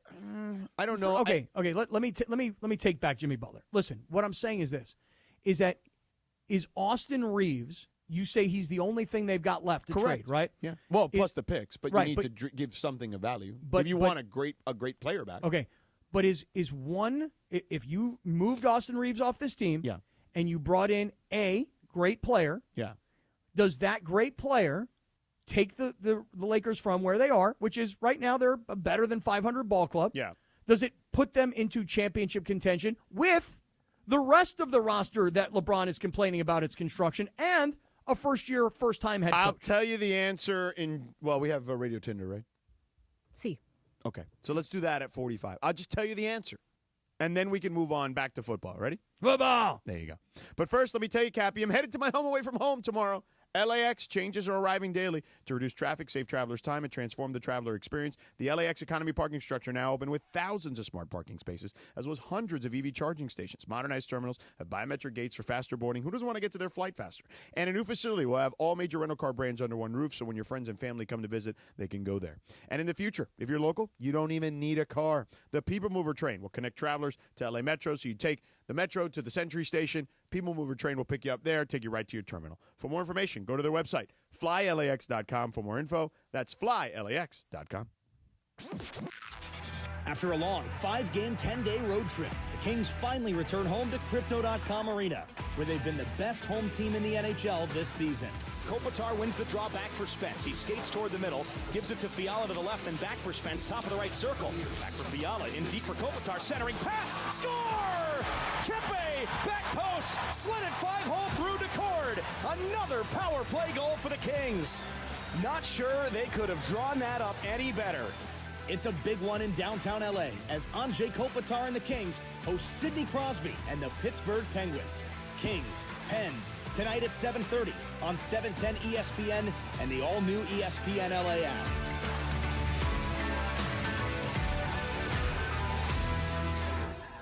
You never expect a Hail Mary pass to win and end the game or getting into an accident. Hey, it's Trav with DeMarco. Only one all-star defense team you can call to defend you. The personal injury law offices of Joseph S. Normand. Visit NormandLegal.com or call 213-747-2000. Don't get sacked by others. Joseph will help you achieve the maximum compensation you deserve. Visit NormandLegal.com or call 213-747-2000. That's 213-747-2000. Let Joseph and his team score a touchdown for you. Going through a life change, whether you're downsizing, you've inherited a home, or you're just ready for a change, Seller's Advantage is here to make selling your home easy. They'll buy it as is with a competitive cash offer. With Seller's Advantage, you're in control. Close as quickly as you want and do it on your own terms. Check out their reviews online and call for a no-obligation offer at 888-390-AS-IS. That's 888-390-2747 or visit sellersadvantage.com. Don't worry, sell happy with Seller's Advantage. Happy New Year from Kia of Carson. We're celebrating the new year with deals on all your favorite 2025 Kia models. Just go to KiaofCarson.com and check out our specials on the award-winning Telluride, hybrids, EVs, and plug-ins. The deals don't stop there. You can save on the entire Kia lineup, including our huge inventory of Kia-certified used cars. Kia of Carson has won numerous awards for customer service, so we know how to make the process easy and enjoyable. Hurry into Kia of Carson for the best selection. This is the Rams Report. Here's Travis Rogers. The 2024 season for the Los Angeles Rams comes to an end in the divisional round of the NFC playoffs after a 28-22 loss to the Philadelphia Eagles in the snow. The Rams put up an amazing fight, had a chance to win the game at the end. Down 6, they get the ball back with about 2 minutes to go, and Matthew Stafford at quarterback unable to get that final touchdown, in large part because they fell behind again to Saquon Barkley and the Eagle rushing attack. Saquon Barkley, who had 255 yards against the Rams in Week 12, put another 205 on them, including a pair of touchdowns, a 78-yarder and a 62-yarder as well. Matthew Stafford, of course, the big question, will he be back in 2025? If not, the final game in a Rams uniform for him, 26 of 44, 324 yards, and a pair of touchdowns. Rams lose in Philly 28-22. With today's Rams Report, I'm Travis Rogers. That's today's Rams Report on your home of Rams football, 710 ESPN. Every 40 seconds, a child is reported missing. That's 2,000 children every single day. It's a heart-wrenching reality that we can no longer ignore. Find the Children is a non-profit organization dedicated to helping find missing kids. You can be a part of their mission by donating your unwanted vehicle, running or not. Call 1-800-294-0222. We guarantee that you will receive the maximum tax deduction. We provide fast, free pickup with 24-hour response. Call 1-800-294-0222. Find the Children provides crucial resources to help find missing children and educational materials to teach kids how to recognize and avoid predators. Our recovery programs have a proven track record of reuniting kids with their families. It's time to act. Donate your unwanted or unused car. Help us build a world where every child is safe. Pick up the phone and call 1-800-294-0222. Together, we can bring these kids home safely. This advertisement was paid for in partnership with Cars R Us and Find the Children. And it is Sedano Kap. Your Monday afternoon early show today. We join the national championship, Notre Dame and Ohio State at 4:30 p.m. It's Radio Tinder time. We like to play a TV theme. On this day in 1998, Dawson's Creek premiered on the WB, which would later become, I think, the CW, right? You can follow her at Lindsay Baseball on Twitter or Instagram. Take it away, producer Lindsay. Thanks, Christopher. Dawson's Creek, man. I mean, you want to talk about a cast, by the way. You Was it had James Vanderbeek, right? Yeah. Katie Holmes. I don't want your life. Right, yeah, exactly. So Okay. Anybody else? DeAndre's never seen it. Yeah. Wasn't it? Pacey was Joshua Jackson. Joshua Jackson, yeah. Okay. Sarah, what was her name? Or Michelle Williams. Right. It was Jen, right? Yep. On the show? Exactly. Yeah.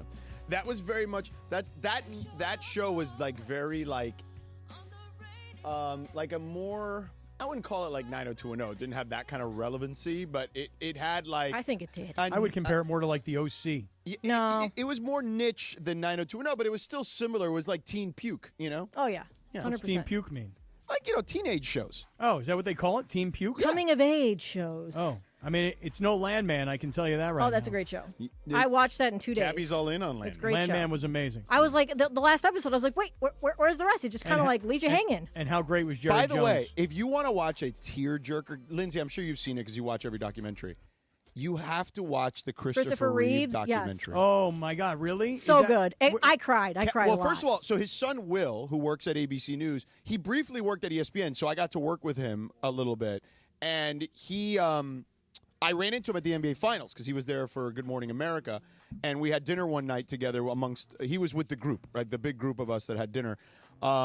And then, like, I watched it, and I was crying watching this documentary. Where's it at, George? Where can It's I on see Max. this doc? On Max. Okay, Yeah. I know I've seen previews of it. Yeah. I want to tell you that I could not hold back the tears. Yep. It was that, like, tearjerker. And it was like fascinating the way it started off talking about, like him, where his upbringings and how he got into acting. His dad was not an easy guy to be a to son please, for. yes. And so, yes, it was good. And I actually, I thought that he had passed away more recently for some reason. No, it's been a long time. Right, now. and just you forget how time flies. Yeah. Tell you one thing, I'd gotten to know Christopher Reeves, not like I'm close. I mean, I don't want to misrepresent, but I'd been around him about 4 or 5 times. This is in New York. This is a long time ago, 25 plus years ago.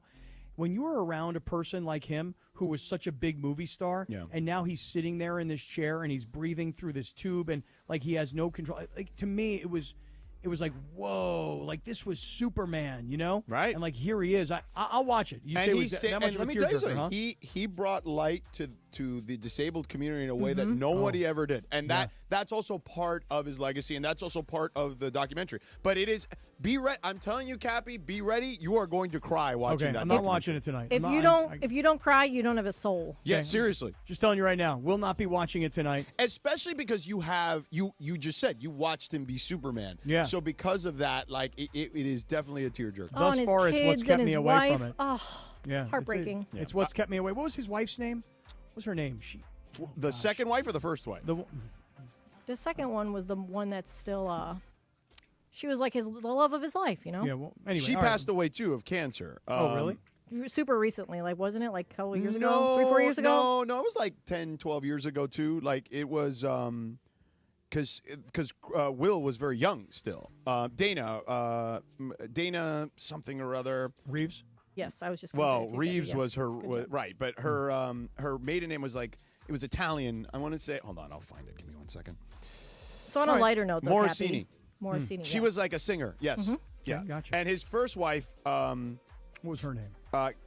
Gay Exton was her name. He met her in London when he was filming Superman. Oh, gotcha. So anyway, but go ahead, Lynn. Sorry. So on a lighter note, you're talking about puke teen films. What did you say? Teen puke. So can we talk about the puke that is on Nick Saban's head right now with his hair?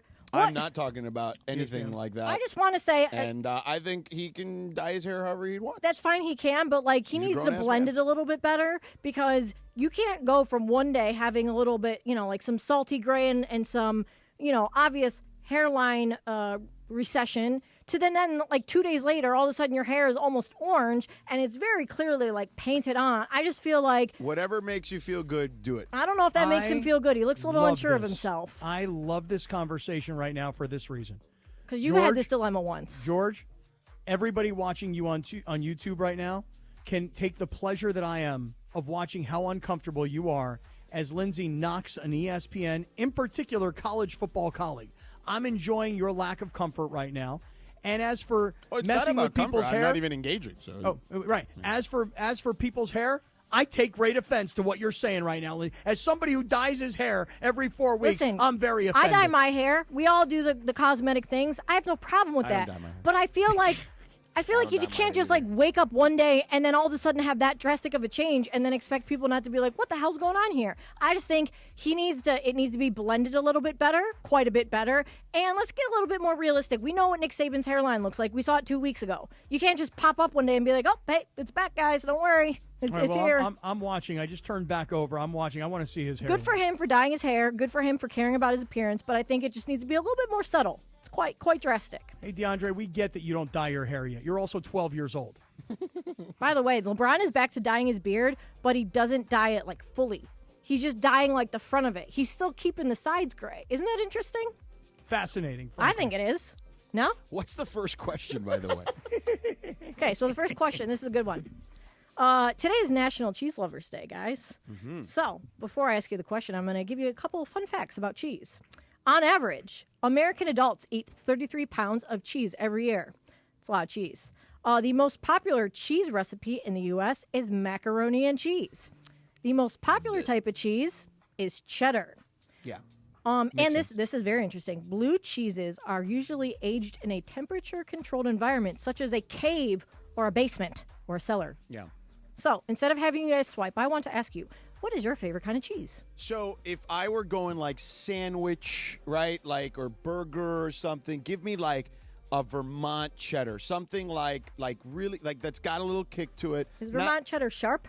Yeah, the Sharp cheddar, is okay. the sharp cheddar. Yeah, give me like the sharp Vermont cheddar, so it has a little kick to it. If I'm going like fancy, like wine and cheese crackers kind of thing, I want like a Spanish cheese, like Manchego or something like that I can cut little pieces of. I put a little cracker, have like a glass of Chardonnay or something, or Pinot Noir or something. But yeah, if I want like if it's on a sandwich or a burger, let me just go to like Ralph's and Vaughn's and give me some like Boar's Head Vermont cheddar or something. Mm-hmm. So wait, what if you're gonna approach the charcuterie board? What's your first so Manchego, cheese? that's Okay. great. Now it's a hard cheese. It's I'm not familiar. It's Spanish. It's it's What's it look like? It's like Parmesan-ish. Okay. But, Love Parmesan but cheese. not Parmesan.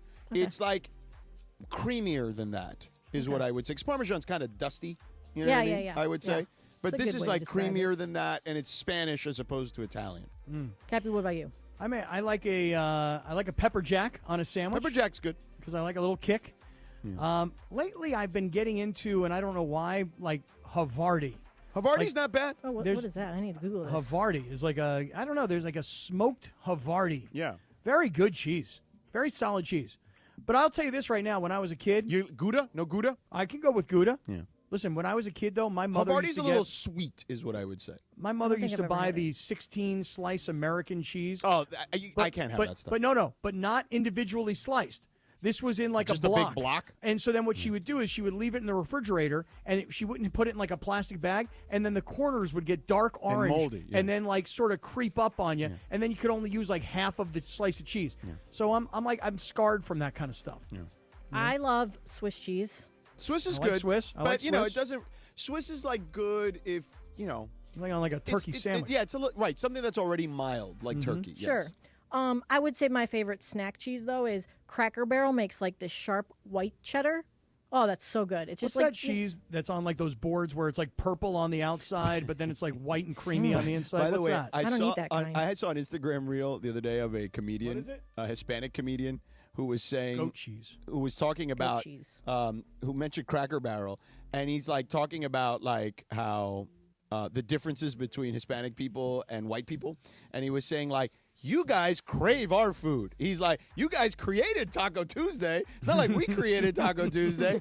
He goes, ain't nobody craving Cracker Barrel on like a Thursday. You know Cracker what I mean? Barrel is not very like Cracker Barrel food is not very good. I will say I agree with him on that. Yeah. No one's, but the cheese that they make, it's like sharp white cheddar. So I guess sharp white cheddar is probably like my go-to. All right, we don't really have time for one more. But we do because DeAndre's got one. Oh, okay. Yeah, mine's just real quick. So over the weekend, Cap mentioned it that TikTok was banned for 12 hours, and I found it kind of funny, and I kind of get it that certain people are frustrated and they were mad because a lot of people would do their businesses and they do a lot of content creating and they make a profit out of TikTok. Mm-hmm. And then there's some like me who I just scroll on TikTok just for the hell of it. But when TikTok was banned, I saw a lot of people post on their Instagram stories how upset they were. They were screenshotting it like, I can't believe this is happening. My life is over. So my question to you guys is, So exaggerated. People are so dramatic. Should we be concerned that TikTok, a social media app, consumes so much out of the ordinary people? Look, I think social media is the greatest and worst invention in the history of man. Like, the human brain was not ready to consume that kind of interaction on a regular basis. Certainly not the interaction amongst each other. I actually kind of enjoyed the world a little better when I didn't know what everybody thought. I got to be honest with you. And maybe that sounds ridiculous and old school, but I did enjoy it a little more. I don't really have a lot of use for TikTok, to be honest with you. It's just not my thing. So I don't. It wouldn't have mattered to me whether it was banned or not. So I mentioned this on Friday that TikTok was going to be banned on Sunday. On Sunday, I opened up the TikTok app and I saw the message, sorry, TikTok isn't available right now. Then a few hours later, welcome back. Thanks for your patience and your support. And here's the thing. I'll stay out of the politics of it all because it's really not what I do, okay? But here's the one thing I'll say. A lot of people, believe it or not, whether they were content creators and that's their platform of choice, or in some instances, from what I'm told, and I say what I'm told, what I'm hearing, reading, watching, is that TikTok plays a big role in many people's businesses. So imagine if you had a business and it was TikTok dependent and they took TikTok down and now you're like, what do we do? I mean, so for a lot of people, it seems like the story was my business is going to be drastically impacted negatively by no TikTok. And then again, staying out of the politics of it all, there is sort of that, look what I did. It's all better now. Although he kind of wanted it banned in 2019. Exactly. Right. So, Exactly.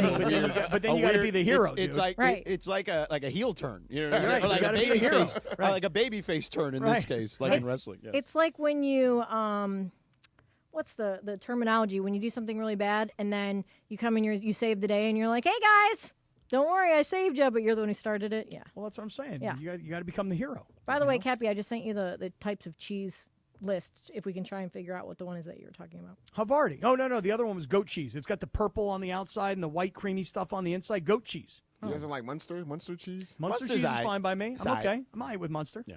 All right, that is Radio Tinder. Coming up next, Cappy, let's get into this national championship game a little bit.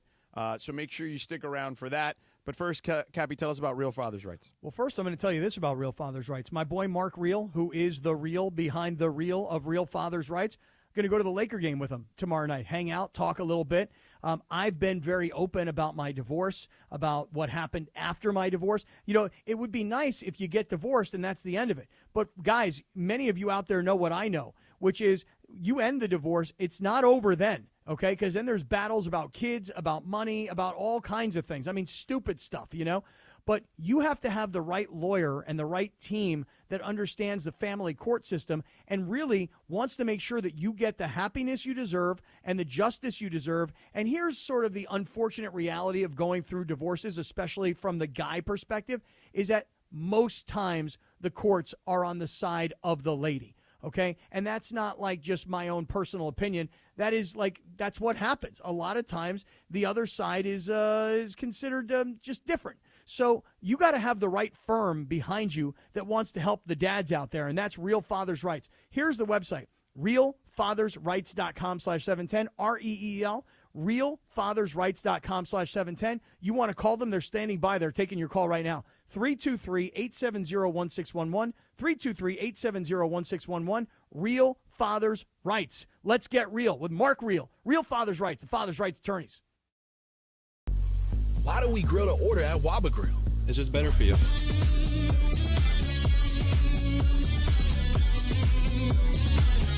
Right now, get our Value Bowl combo for only $8.99. Waba Grill, it's for you.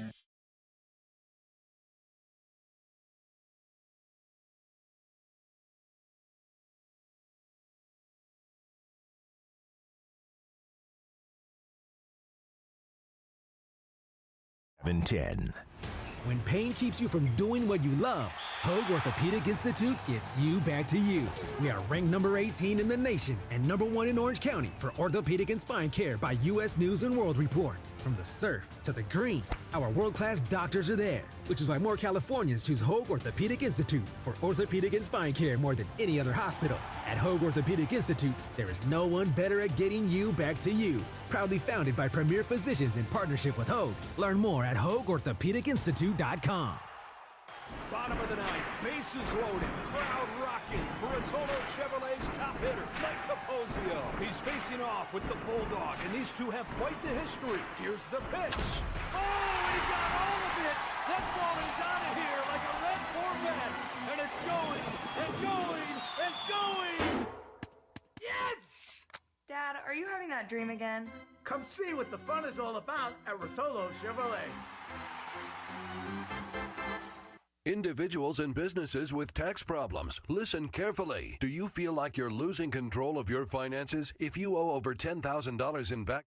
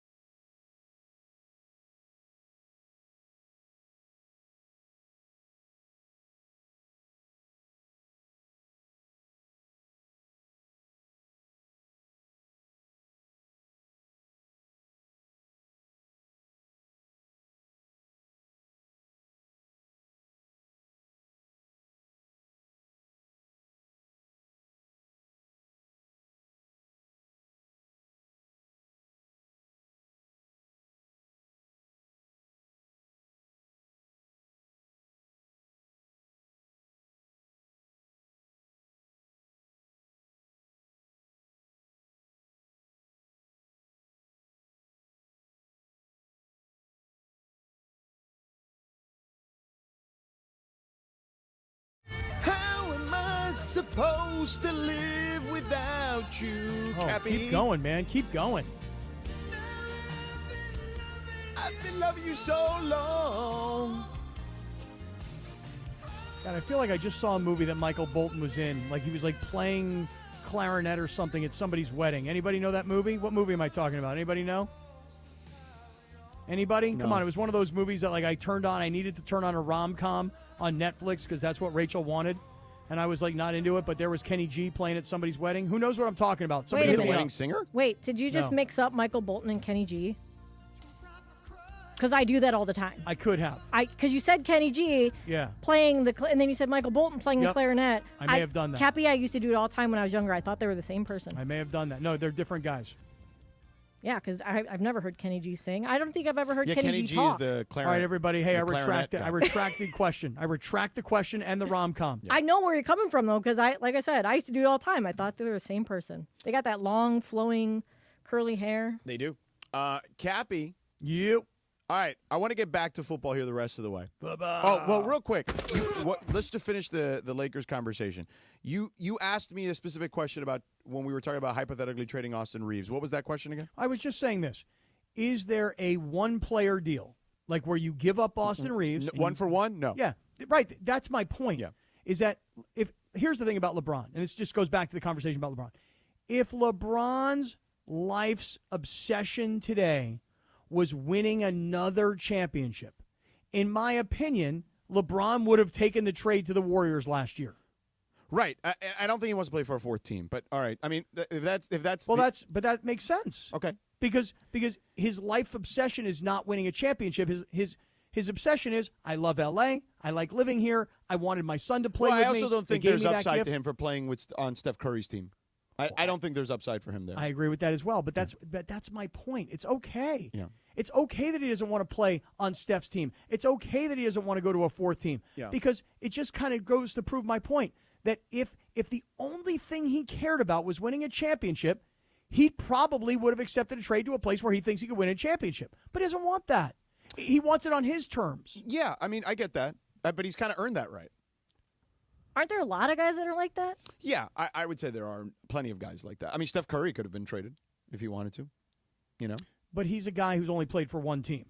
And No, I get that's it. his franchise. But I don't think LeBron wants to play for one more team. I don't think he wants to be Shaq at the end. And I agree with that. Yeah. I agree. He doesn't want to be what Jerry Rice became. Right. You know, where Jerry Rice is like flopping around, you know, for the Denver Broncos. And you're like, what? He played for the Broncos? All right, let's enough of LeBron and the Lakers. Let's I'm glad you said that. Let's have this because we only have like 3 minutes here. So let's. Oh, thank you, appreciate it. Let's have this conversation about this game tonight. So Ohio State should win fairly easily, based on, you know, if you played this game 100 times, they'd probably win 80 of them. So there are scenarios for Notre Dame to win, but interestingly enough, it would take like a ton of luck, in my opinion. Okay, Notre Dame's missing 2 offensive linemen. They have a quarterback who's mobile. It basically has to be the recipe that Ohio State used to kind of jumpstart this run they've had for the last 20 plus years, which is like when they had Craig Krenzel and Maurice Clarett, and Craig Krenzel was basically in the role of Riley Leonard. Like, he was a kind of a running quarterback who occasionally would throw the ball down the field and like basically just got it to the playmakers quickly, and they ran the ball and played defense, and they, you know, caused turnovers. That's their only shot. If Ohio State makes mistakes and it keeps them in the game, then they are in the game. And if they don't, then they're going to get rolled in this game. So let me just say one thing about Ohio State. They're not invincible, and we're not talking about like one of the greatest college football teams in the history of college football. No, they're not. They're not like USC of 2004 or Miami of 2001. Or Joe Burrow's LSU team. Right, or Nebraska in 1995. Right. They're not that. No, they're not that. And they lost this year. Yes, it was a 1-point loss to Oregon, okay, and they lost to Michigan, and Michigan was not the defending national champion Michigan. I mean, they were defending, but they weren't the same team. Correct. They'd lost their head coach. Yes. They'd lost certain players, et cetera, and they still lost to Michigan. Granted, rivalry game. Yeah. Here's what I'm going to say about Notre Dame. Clearly, no one's going to give them a chance. Yeah. They're 9-point underdogs, and most people that I talk to expect Ohio State to win the game easily, convincingly, and roll, frankly. Yeah, more than likely, yes. But here's what I'm going to say But about there are Notre Dame. scenarios where I think I gave you one. I think the most likely scenario for Notre Dame to win is the one I laid out. Okay, here's what I'm going to tell you about Notre Dame. Yeah. First of all, take it from a Notre Dame hater, okay? I'm not a Notre Dame fan. I've never been a Notre Dame fan. Did you ever beat them? Never beat them. Right. And in 1988, by the way, which was my freshman year, when they won the national championship, George, we had them beat. Right. We had a fumble Tony going Rice? into the end zone. Tony Rice was their quarterback. Yeah. We had a Rocket fumble. Ismail? Rocket Ismail was a true freshman. That's right. Tim Brown? No, Tim Brown had gone the year before, 87. Okay. All right. So these guys in 1988. Chris Zorich? Chris Zorich, 100%. Yeah. Michael Stonebreaker. Yeah. Okay. We had them. We had a fumble going into the end zone in the first quarter. They got it. And then we fumbled before the half in the end zone, and our quarterback was trying to get it, and he couldn't get it. Oh, and then Fumble-rama. here's where we lost the game. We were Fumblerooski. We were Fumblerooski. We were down by, I think it was 3 points. Yeah. We held them to fourth down. Yeah. We have fourth down, and they're punting. Yeah. And we have 12 men on the field, Right. 15-yard penalty. Oh, They get it. terrible. And next play, they wind up Yeah. running All away. right. So today. So here's my point. Yeah. Here's my point. Sometimes. I love that DeAndre just started howling with laughter when I said, all right, today. Yeah, today. Not 1988. Well, the reason is they won the national championship that year. I remember, Okay? yes. They were on a mission from the year before. Mm-hmm. Okay? Sometimes a team. Right, because the year before they lost to Miami. Right. Yes. Sometimes a team can get on a mission. Right. And here's what I mean. When you lose in week 2, when you're a 29-point favorite to little Northern Illinois, Mm-hmm. George, truth is that when you're the big guy and you get beaten by the little guy, Yeah. more often than not, Yeah. you kind of crumble.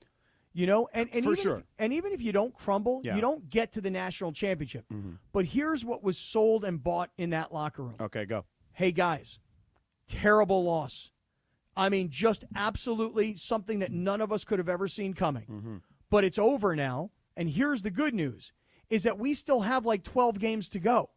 And so if we recommit ourselves and we blast through and we win every game based on our schedule, we're going to have a chance to get into the expanded playoff. And once we get into the expanded playoff, even though we lost this game to Northern Illinois, the fact of the matter is we still have a chance to accomplish every goal. Now, when a coach tries to sell that, some players don't buy it. They're like, yeah, whatever you say, coach. I'm worried about my NIL. I'm worried about going to the NFL. I'm worried about the transfer portal. We lost, season over. Yeah. Well, that coach and that team, they bought into it's not over and we can still do everything we wanted to do, even with a terrible loss like this. Right. And for me, We have 7 seconds in this. well, guess what? Notre Dame's going to win the game tonight. How about that? Okay. Boo. There Notre we go. Dame's going to win the game. All right. On a mission. Yeah. Let me tell you about my friend Jacob and Ronnie Cappy right now. Tell me about it. He's very concerned about the impact these wildfires are having here in the Southland. The wildfires can leave lasting scars on our homes, our health, and certainly our communities. So if you've been injured or dealing with damage to your property, you don't have to face this horrific situation alone. All you have to do is call Jacob. Call him at 844-24-JACOB. Tell him Sedano, Mason, and the crew at 710 sent you. When disasters strike like this, your recovery shouldn't be a fight. Let Jacob and his team do the fighting for you and provide the representation that you deserve while getting you what you're owed. Call him at 844-24-JACOB. Tell him Sedano, Mason, and the crew at 710 sent you. Jacob and his team, all their thoughts and prayers are with you. And all those who are being affected by these wildfires, either directly or through friends, family, loved one, etc. So if you or someone that you know has been injured or suffered property damage due to these wildfires, call Jacob for a free case review. Call him at 844-24-JACOB. That's 844-24-JACOB, 844-24-JACOB. Or visit him online at calljacob.com. Jacob and his team are here to help, and together we will rebuild. I'm Doug. And I'm Damon. And we want to buy your house. Let Seller's Advantage show you how we can give you more. No fees, no commissions, and no repairs. Just a fair cash offer that can close in just a few days. Check out our Google reviews. And call Seller's Advantage today or visit sellersadvantage.com. Maybe you're just ready for a change in your life. Whatever your reason is for selling, Seller's Advantage has a custom solution for your needs. They'll make you a competitive cash offer with no repairs needed, and they can close in days. Seller's Advantage is the fastest and the most stress-free way to sell your home. No complicated closing process or contracts falling through. Seller's Advantage has been making sellers happy for decades, and they've got all the reviews to prove it. So call them today and get a no-obligation offer at 888-390-AS-IS. 888-390-AS-IS, 888-390-2747 or sellersadvantage.com. Don't worry, sell happy with Seller's Advantage.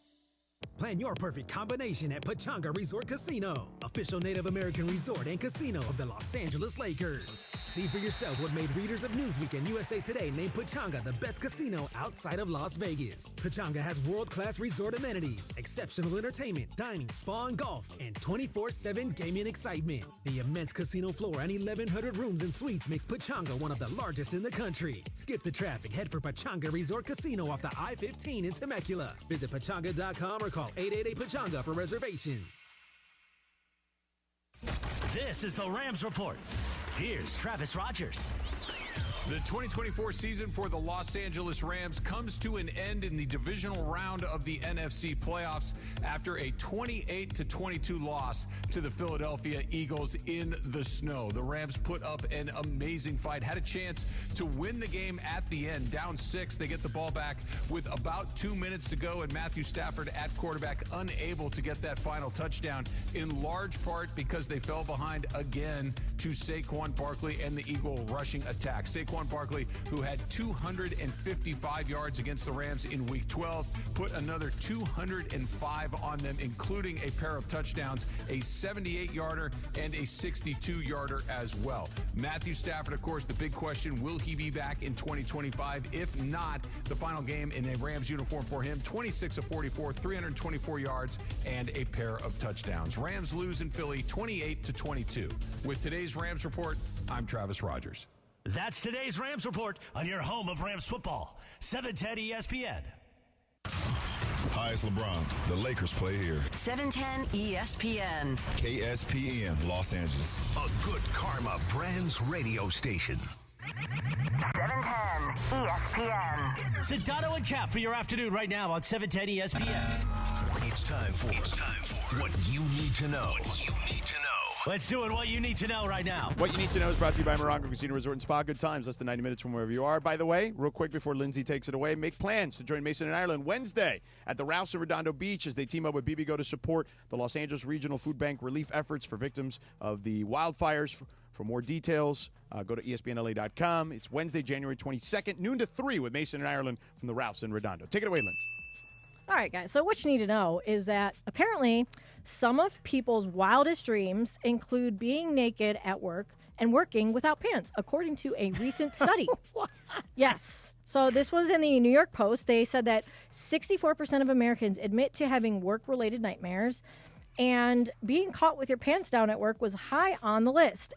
Comes from a job leads survey that conducts online research to find like the top 10 like job related dreams. Mm-hmm. And yeah, like I said, being caught with no pants on was high on that list. So that's kind of what you need to know. And you know, I want to see if you guys ever have like work related nightmares, because I do. I do. Work related. I used to have one when I was a board op that like there was dead air. I would like go out to the bathroom or go get a snack in the lobby, and then the alarms would go off that there was dead air. And to this day, I still have that dream. Oh, no, I still have the same recurring nightmare over and over again, which is showing up late. You know, like I would have this dream all the time. I think I may have told you guys this in the past, where I'm supposed to play in a football game, and the game's in like the third quarter, and I come out of the locker room in my uniform, and I walk up to the coach on the sideline, and I'm like, "Coach, I'm here." And the coach looks at me and goes, "Where have you been?" I'm like, "I know I'm late, the whole thing. I'm sorry, Coach, but I'm here. I'm dressed. I'm ready to go." And he's like, "Well, yeah, too late. We don't need you anymore." And I have that dream all the time about being late. Like, the show's already going, and I show up 30 minutes into the show. Being on time is like an obsessive thing for me, and that's my recurring nightmare when it comes to work dreams. George, you don't have one? Not one that comes to mind. When I was younger, I definitely had the dead air ones for sure. DeAndre, do you ever have that? I feel like that's a thing. Hell yeah. Because I have to, obviously, when I do games and stuff like that, to make sure the spots and everything are right, too. So, yeah, definitely a big fear. Or like you go to press the button and it doesn't air, and you're like, "Oh, what do I do?" Oh, yeah. Yeah. Well, listen, I can say this. Of all of us, if one of us is going to have a dream about not wearing pants to work, you would think it would be me, not me. I don't have that dream. I want to wear pants at all times. I'll wear shorts. I just want to cover up at work. I don't have any I have no dream of wanting to show up, without clothes on. Well, not wanting to, but that's, if it's a nightmare. I mean, I feel like, Cappy, when you are in the South studio, you often don't wear pants because wasn't that a thing once where Dr. Clapper was having you do a clap revision and you, pulled your leg up and, you didn't have pants on, but you had, some shorts on and you were worried about it? I was wearing some shorter shorts, to be Okay, honest. okay. And worse, I was commando. Okay, exactly. So the fruit salad almost made an appearance on the YouTube stream. You understand what I'm saying? And it wouldn't have been good because let me tell you something. Radio Michael would have screenshotted it and put it all over Twitter for everybody to enjoy. It would have been a work-related nightmare. Yes, it would have. Yes, it would have. Here's another work-related nightmare. I have a horse running at Santa Anita in the next couple of minutes, and I can't get the app to work. So I can't even get the app to work to show me the race. And then I went to TVG on my TV, and I guess I don't have TVG anymore. So they're like, hey, you have to have this special subscription to have it. I'm pissed. I was watching races yesterday, and now I can't get the race to show. Well, what happened? Did you watch it yesterday on your TV or on the app? On the app. George, you're going to have to go to TVG's app for me and watch the race at Santa Anita. It's What race time? 9. Now. Right now. They haven't started. There's 5 minutes to post. Did you try your desktop? I did not because Try I don't that. know. I don't know any of my passwords. Wait, I mean just on your computer, open a browser window. Okay, and then what? I don't know. You're saying you have to log into it to watch it? Yeah, it's an app. Oh, okay. Yeah, and I don't know any of my passwords. I mean, I'm sure that there's somebody out there listening that has a TVG app password for you. I've tried to use the TVG app a million times, and it broke on me. I don't know what the deal is. So anybody who can watch race 9 at Santa Anita, I've got the 6-horse Saltwater Cowboy is the horse's name. Can somebody do a report and tell me what happens in the race, please? Race 9. Race 9, Santa Anita, It starts in George. 7 minutes. I mean, usually I have to use your phone for TVG. I'm getting there. Hold on a second. Oh, what a sweetheart Please you log are. in to view streaming. I'm trying to log in. What an absolute angel. An absolute angel. Make no mistake, George. I don't care what Trying to Lindsay says remember my about you. To password. me, you're good. How can I get a free trial so I can watch it? Yeah, go ahead. It doesn't give me the option. All right, whatever. Somebody out there, do me a favor. Beto, would you do me a favor, please, and watch race 9 at Santa Anita? It's supposed to go off in a couple of minutes. Just have him FaceTime you. You know he's watching it. Oh, that's a good idea. George, you could probably FaceTime me. Yeah, do that. George, See, look at Nick Saban right now. He's I can't on. remember my damn password to TVG. Hold on. I love that you can't remember your password because I can never remember any of my passwords. Hold on. Let me see. Oh, no, wait. Here we go. I take a lot of I got heat it. for I'm in. You're in. I just, for whatever reason, it didn't do the facial recognition at first. All right. Or So what maybe- is the race? Santa Anita? Yeah, race 9. All right, hold on. Santa Horse is Anita. 6 called minutes to post now. Horse is called Saltwater Cowboy, the 6. Okay. The We're 6? 5-1 in the morning line, yeah. Saltwater Cup. Do we want to bet on it? I would bet on it. I mean, what the hell? What's the line on it right now? What are the odds? All right, hold on. I don't know if I have any money in this thing. I mean, it would be worth it just to go across the board. I was looking at the wrong one. It's 3 minutes to post. 3 minutes. 3 minutes. I'm putting $50 in there. Whoa, easy. $50. Hold on a second. $10 across the board. $30 bet. That's it. But it's 6-5. Oh, it is? Yeah. There's a horse named Duran. Oh no, it's 6-1. 6-1. Sorry. Oh, 6-1. Yeah, sorry. Okay. It was 5 earlier. Oh Okay, no, I it's was down to 5 now because everybody's betting it. Oh, they probably heard you, Cap. Yeah, I guess so. Well, What about Bowtie Boys? I like that name. Okay. I'm gonna put $5 to win. Okay, I like it. Just have a little action on it. Yeah, there we go. Just a little action. It's a mile race, so it's kind of a long race. Yeah. All right, Santa Anita, race 9, horse 6. All right, $32 if I win. Okay. Good luck to us So all. is the guy that's 1/2 Navy man? Is he the favorite? Yeah. If he's 1/2 and he's 1-2, yeah, he's the Okay. favorite. Okay. And you're saying he's 1-2, not 2-1? Correct. The Navy man? Yes. Yes, because he was 9-5 in the morning line. And then the next closest is Saltwater Cowboy is 5. Okay. By the way, TVG thinks your boy Saltwater Cowboy should win. Okay, let's get lucky. Yeah. Let's do a beautiful thing. Let's all be winners today. They Just think, like Notre They just think like Navy Notre Dame. Man will be 3rd. Oh, really? Yeah. Let's bet Saltwater Cowboy box trifecta. Okay. Whatever that means. You want to pick? Oh, you don't know what that means. Okay. No, got I it. just hear them say that when I go to All right, so let's do this. Hold on. What is box trifecta, Cappy? Now I got Josh Martinez from our social team behind you, Lindsay, who's now sending me. Let's do an exacta box. Yeah, he's now sending me trailers from Stable Wars. My reality TV show about horse We racing. need to revive that, Cappy. I do We indeed. should do our version, like the 710 Stable Wars. Okay, I like Send that you out idea. there and, I'll tell you what, I'm watching the warm-up, 34 minutes to go. what, man. I'll tell you what, 34 minutes to go till this national championship game, man. Up there to take Notre Dame. I'm taking Notre Dame tonight. I know. Listen, here's why. Let me just be honest about it, okay? I'll just be honest. Because you don't like Ohio State. It's not that I don't like Ohio State. Trust me when I tell you, I hate Notre Dame way worse than I hate Ohio State. I have nothing but love in my heart for Ohio State. But I just think that Notre Dame is on one of these missions. The whole luck of the Irish, 9-point underdog. I hope no you're one right, gives them a Cappy. shot. I hope you're right. And I would love to see Notre Dame pull the upset. I always root for an underdog. That's number one. But number two, let's be selfish about it. You ready? Yeah. No one expects Notre Dame to win. No. So if Notre Dame wins, and I'm the guy ranting and raving on the air about how Notre Dame's going to win, tomorrow, don't I sound smart? If they win, yeah. That's why I did it on TV. Okay. By the way, So he's saying he already did it, Cap. Yeah, you already stole my bit, George. Yeah. So, but you want to know why I ended up doing it? So the first we had to retape the Around the Horn ending, and Why?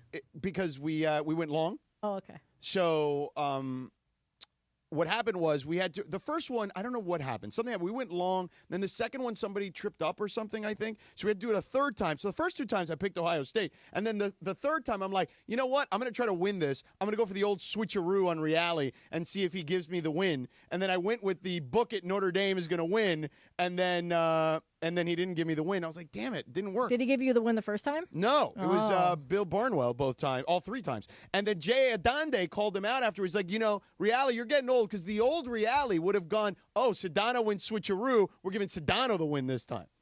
Didn't happen, though, this time. No, apparently. the switcheroo didn't work. Switcheroo, no good. No good on the switcheroo. Yeah. By the way, did you guys watch the Ohio State-Texas game? It was a good game. Yeah. So real quick, Cappy, what do you do if you're the Rams? Okay, because we talked earlier about the Rams and we're bringing Stafford back. I'm bringing Stafford back. Are you? I'm in on Stafford. Stafford, check. So we just need to load up on offensive line if you're them. Yeah, because look, here's the thing. You saw what happened to this team this year when the offensive line got hurt in the first 5 games of the season. Yeah. And it all happened in the preseason. And look, there's a limited number of spots. We get it. The team is only going to carry like 8, maybe 9 offensive linemen. So if you're 1 through 5, if your starters aren't able to make it through healthy, like 6, 7, 8, and maybe even 9, these guys got to be studs. And it's hard to do that because more often than not, your backup offensive linemen are young players who are on rookie contracts. They're later round draft choices. First round draft choices, they play right away when they're offensive linemen.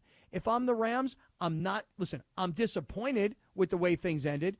But on the other hand, I'm looking at the tape and I'm going, you know what? We were in this game on the road, in the snow, in the wind. Their running back had 205 yards. George, you're giving me a face. Did my horse win? No, streaming is not available, it says on the TVG app. What the hell? Maybe it's down. Technical difficulties. Well, maybe that's why I can't get it to give me video on Twin Spires. I was using a different app. Yeah. All right, in the middle of my Rams rant, let me just say this. You got the coach. You got the quarterback. You got a tight end. You got wide receivers that go 3-4 deep. You've got a young defensive line with guys that are second-year and first-year players. You've got a secondary that was made up of young kids. You've got a lot on this team. You need a couple offensive linemen. You need another running back. A deep threat would help, and maybe a really great linebacker. By the way, Crash Override tweeted. What's he saying? You see what he said or no? No, what'd he say? He said, Sedano, you just stop interrupting Scott Kaplan. His soliloquies take long enough as it is. Yeah, really. What are you doing to me? Because now I got to restart. I got to restart them up. I was in the middle of a nice soliloquy. And by the way, great use of the word soliloquy, Crash Override. All right, we're over again. Well, and this is not commercial free today because it's not the 5 o'clock hour. So you got to tell us about your friend Avner Gatt. Let's wrap this thing up with a little more football talk. We get ready for the weekend, the national championship game. We'll take you up till 4:30. For that, stick around. 710 ESPN. Cappy, tell us about Avner. Hey, listen. When disaster strikes, and we all know what happened here in the last couple of weeks, you deserve somebody in your corner, an ally who truly, truly understands the value of your home and of your peace of mind. If you are facing fire damage, and I realize, there's 12 million people in L.A., and I'm talking to a couple thousand, despite how diligent you've been with your insurance payments, your insurance company might fall short when it's time to file a claim. Do not let your insurance company underpay you. If you are feeling pressured to use what you might consider to be subpar contractors, or you're feeling ignored after years of loyalty, this is when you turn to Avner Gatt, California's premier public adjusting firm. more than 20 years of experience. Avner's team brings unparalleled industry expertise. They come from law firms. They come from insurance companies. They come from all kinds of sectors where they've been put onto Avner's team, and now you've got access to all of them. They offer a free consultation, and they've got a network of experts that can accurately assess your damages. They're trusted by lawyers, contractors, real estate professionals alike. Avner Gatt is here to fight for you. If you've been a victim of the fires, do not deal with the insurance companies. Let Avner Gatt handle it for you. Call him today. 818-917-5256, 818-917-5256. His website is avnergatt.com. Your claim is our game. Hey guys, it's Sedano at Los Angeles International Airport. Changes are arriving daily to help reduce traffic, save travelers time, and transform the travel experience. The LAX economy parking structure is now open with thousands of smart parking spaces, as well as hundreds of EV charging stations. Modernized terminals have biometric gates for faster boarding, and in the future, the People Mover train will connect travelers to LA Metro. For more information, go to their website, flylax.com/transforming-LAX. That's flylax.com/transforming-LAX. When pain keeps you from doing what you love, Hoag Orthopedic Institute gets you back to you. We are ranked number 18 in the nation and number 1 in Orange County for orthopedic and spine care by U.S. News & World Report. From the surf to the green, our world-class doctors are there, which is why more Californians choose Hoag Orthopedic Institute for orthopedic and spine care more than any other hospital. At Hoag Orthopedic Institute, there is no one better at getting you back to you. Proudly founded by premier physicians in partnership with Hoag. Learn more at HoagOrthopedicInstitute.com. Hey, it's DeFar. If you're like me, you just don't want to watch the game. You want the best experience every time. That's why Absolute Sport is a game changer. VIP access to the biggest games, exclusive pregame parties, luxury hotels, whether it's courtside, ringside, or the 50-yard line, Absolute Sport makes sure you're there, not just watching, you're living the action. Visit us.absolute-sport.com. That's ABSOLUT-sport, and make your next sporting experience absolutely unforgettable. In tough times, no one stands alone. The recent wildfires have deeply impacted our LA community, leaving many of our neighbors facing unimaginable hardship. If you're feeling anxious, overwhelmed, or just need someone to... Why do we grill to order at Waba Grill? It's just better for you.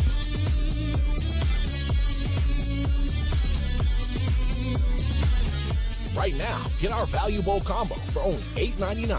Waba Grill, it's for you.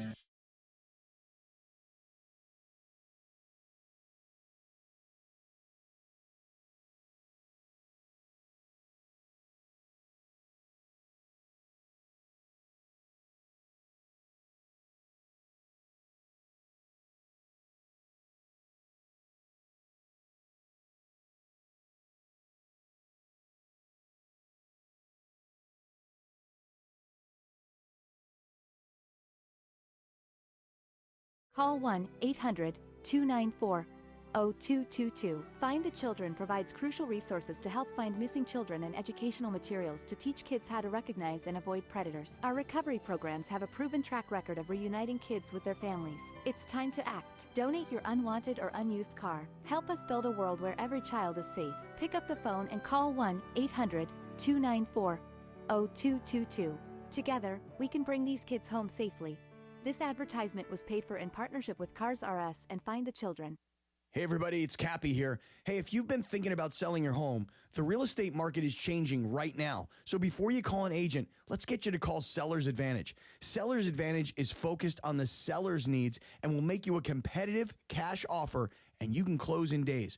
They're the go-to choice for homeowners looking to sell their homes fast. No agents, no commissions. Getting your home ready to list for sale can be expensive and very complicated, and you may not want people walking through your house all day long. Seller's Advantage makes the selling process so easy so that sellers walk away happy. They may even offer you a $10,000 advance to help with all your moving expenses. So get a no-obligation offer at 888-390-AS-IS, 888-390-AS-IS, 888-390-2747, or you can go to sellersadvantage.com. That's sellersadvantage.com. Don't worry, sell happy with Seller's Advantage. Bottom of the ninth, bases loaded, crowd rocking. Bertolo Chevrolet's top hitter, Mike Capozio. He's facing off with the Bulldog, and these two have quite the history. Here's the pitch.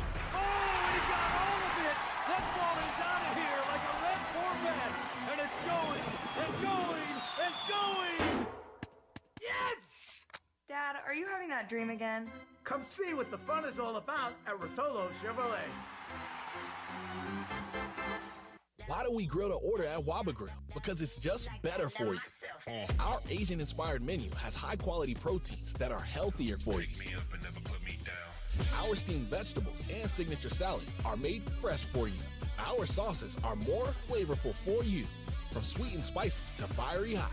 Right now, get our Value Bowl combo for only $8.99. Download the Waba Rewards app or order online at wabagrill.com. Waba Grill, it's for you. Rams fans, if you missed out on any of the action this past season, don't make the same mistake. Clinch your spot in the Rams house for 2025. Catch every home game next year, including marquee matchups against the Niners, Texans, Bucs, and Lions. In addition, enjoy home playoff ticket access, interest-free monthly payment plans, and stadium event presale access. To experience the energy at SoFi Stadium and all these benefits, visit therams.com/2025. therams.com/2025. Secure your season tickets and see you at the Rams house. Hey, it's Mace. As LA deals with tragedy, our friend Jacob Imrani has a special message for you. Wildfires can leave lasting scars on our families, our homes, our communities, and our peace of mind. Navigating the recovery process is hard, but you don't have to do it alone. I'm Jacob Imrani, and my team and I are here to help ensure you're treated fairly and get the resources you need. Call us for a free consultation and let us help you rebuild with confidence. Call Jacob. And it is Sedano and Kap, your Monday afternoon combo plate. We're almost done. Final segment. Time for the Seller's Advantage Real Deal with Cappy in just a few moments. Coming up, Ohio State Notre Dame, the national championship game, courtesy of ESPN Radio. You'll hear it here, right here. You'll hear it right here on 710 ESPN and the all-new ESPN LA app. We'll see you tomorrow at 3 p.m. for a live Imaging Tuesday. Fun and frivolity. Sedano and Kap, Monday afternoon, final segment right now. Ooh, good job, Christopher. And by the way, thank you for doing the rejoin. Yeah, it makes a big difference, doesn't it? I would agree. Well, he left last Tuesday. I had to check on that big old rascal every day. I text him today. Every day I had to check on him. I text him today because I had a meeting with with someone that reminded me of him a little bit, and so I told him a fun story about it. Mm-hmm. So that person also not able to breathe? No, that person breathes just fine. Okay, because last Tuesday Chris walked out of here and he's like, I can't breathe. Oh, okay. Well, that wasn't the case. Yeah, okay, because I was worried about him, George. Yeah. I'm not joking around. Every day. Well, the guy stresses out way too much. I mean, Dead Meow's killing him. We're going to blame this whole thing on Dead Meow? Yeah, what the hell? Yeah, why not? I'm with you. Hey, George, before we get to this national championship game, okay? Yes. Before we get to Ohio You got State any of them Notre on Prize Picks? Any of the guys? Well, I'm Will playing Howard? I'm playing a full Prize Pick on the national championship game Because tonight. again, if you haven't played Prize Picks, it's the place to get sports action in the state of California. All you got to do is download the Prize Picks app, use the promo code Kappy, Kappy. Your first $5 play gets you a $50 bonus, and you can win up to 1,000 times your money depending on what you're playing. All right, so here's how I'm playing tonight. So Will Howard, the quarterback from Ohio State, he was a free square on Prize Picks. Oh yeah, half a yard, right? Yeah. So all he has to do is pass for more than half a yard, and that's a check. We'll win that one. See. Okay? Now, hopefully, his wide receiver, Emeka Egbuka. Egbuka, yeah. Hopefully he has more than 59.5 receiving yards. I mean, it's possible. You know what I mean? Everybody's going to be focused on the young freshman Jeremiah Smith. Right. So on the other side, I'm going to focus on another Jeremiah Love. Oh, the running back for Notre Dame. The running back. Yeah. He needs to score a touchdown. It's a demon play. When you see the demon, which is the red guy, versus the goblin, which is the green guy, the red guy scores you more.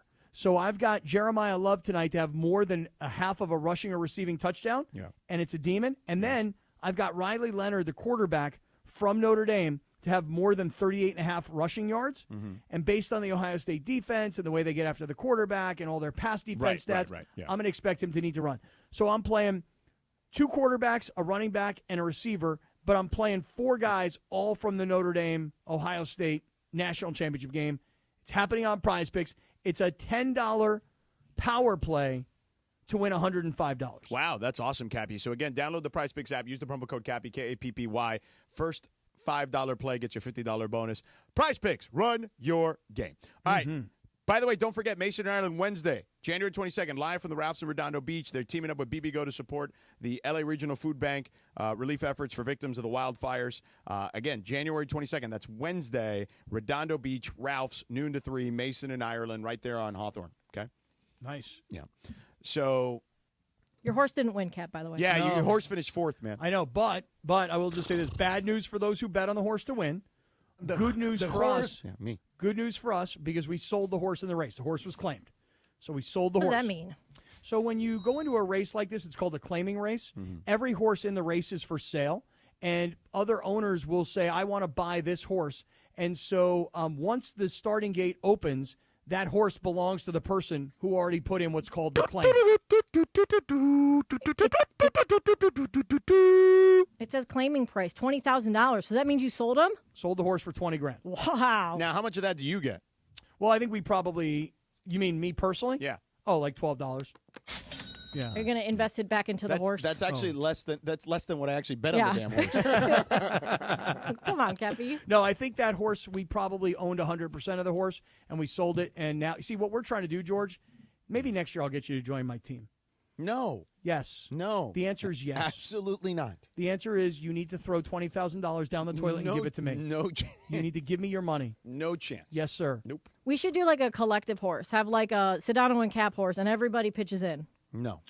Well, Absolutely not. It's so much cheaper to do it the way I do it. But anyway, that's neither here nor there. Yeah. Bottom line is now, Georgie, you know, we're selling all of our horses so that we can give all of our investors their money back. All right, great. That's great news, Cappy. And then I can put all that money onto like these football games this weekend. Right, like Prize Picks, yeah. So, Cappy, you like Notre Dame, and I hope, honestly, Lindsay, no disrespect, I just want it to be a competitive game, and there's way too many scenarios where it's not a competitive game. I agree. I feel like there's a chance it could be pretty bad. First quarter is the key. I told this during Crosstalk. Yeah, you had a good number here. Ohio State in the CFP games has scored 42 points in the first quarter. Notre Dame hasn't given up a point in the last 6. So I think first quarter will be very telling. If we've got a close game after 1, then I think that Notre Dame, again, has a chance. Ohio State's a second-half team, though. No, I get it, but they've been mauling people early on and putting the game out of reach early. Yep, since their loss to Michigan, yep. So, do you know that today, and I know we're getting ready to hand things off to this game, we didn't even get a chance on an abbreviated show. We'll get there tomorrow. We have not talked about what the biggest upset of the weekend was, which was the Commanders, a 9.5 point dog. A 9.5 point underdog goes on the road and destroys the Detroit Lions. Yeah, well, I did mention your boy Campbell and his big mouth. Yeah, but he's. I bet you him and Kevin O'Connell can go see each other now in Cancun. Well, they can go have lunch together. Hey, I told you I'd see you in 2 weeks. Let's have a nice lunch. There we go.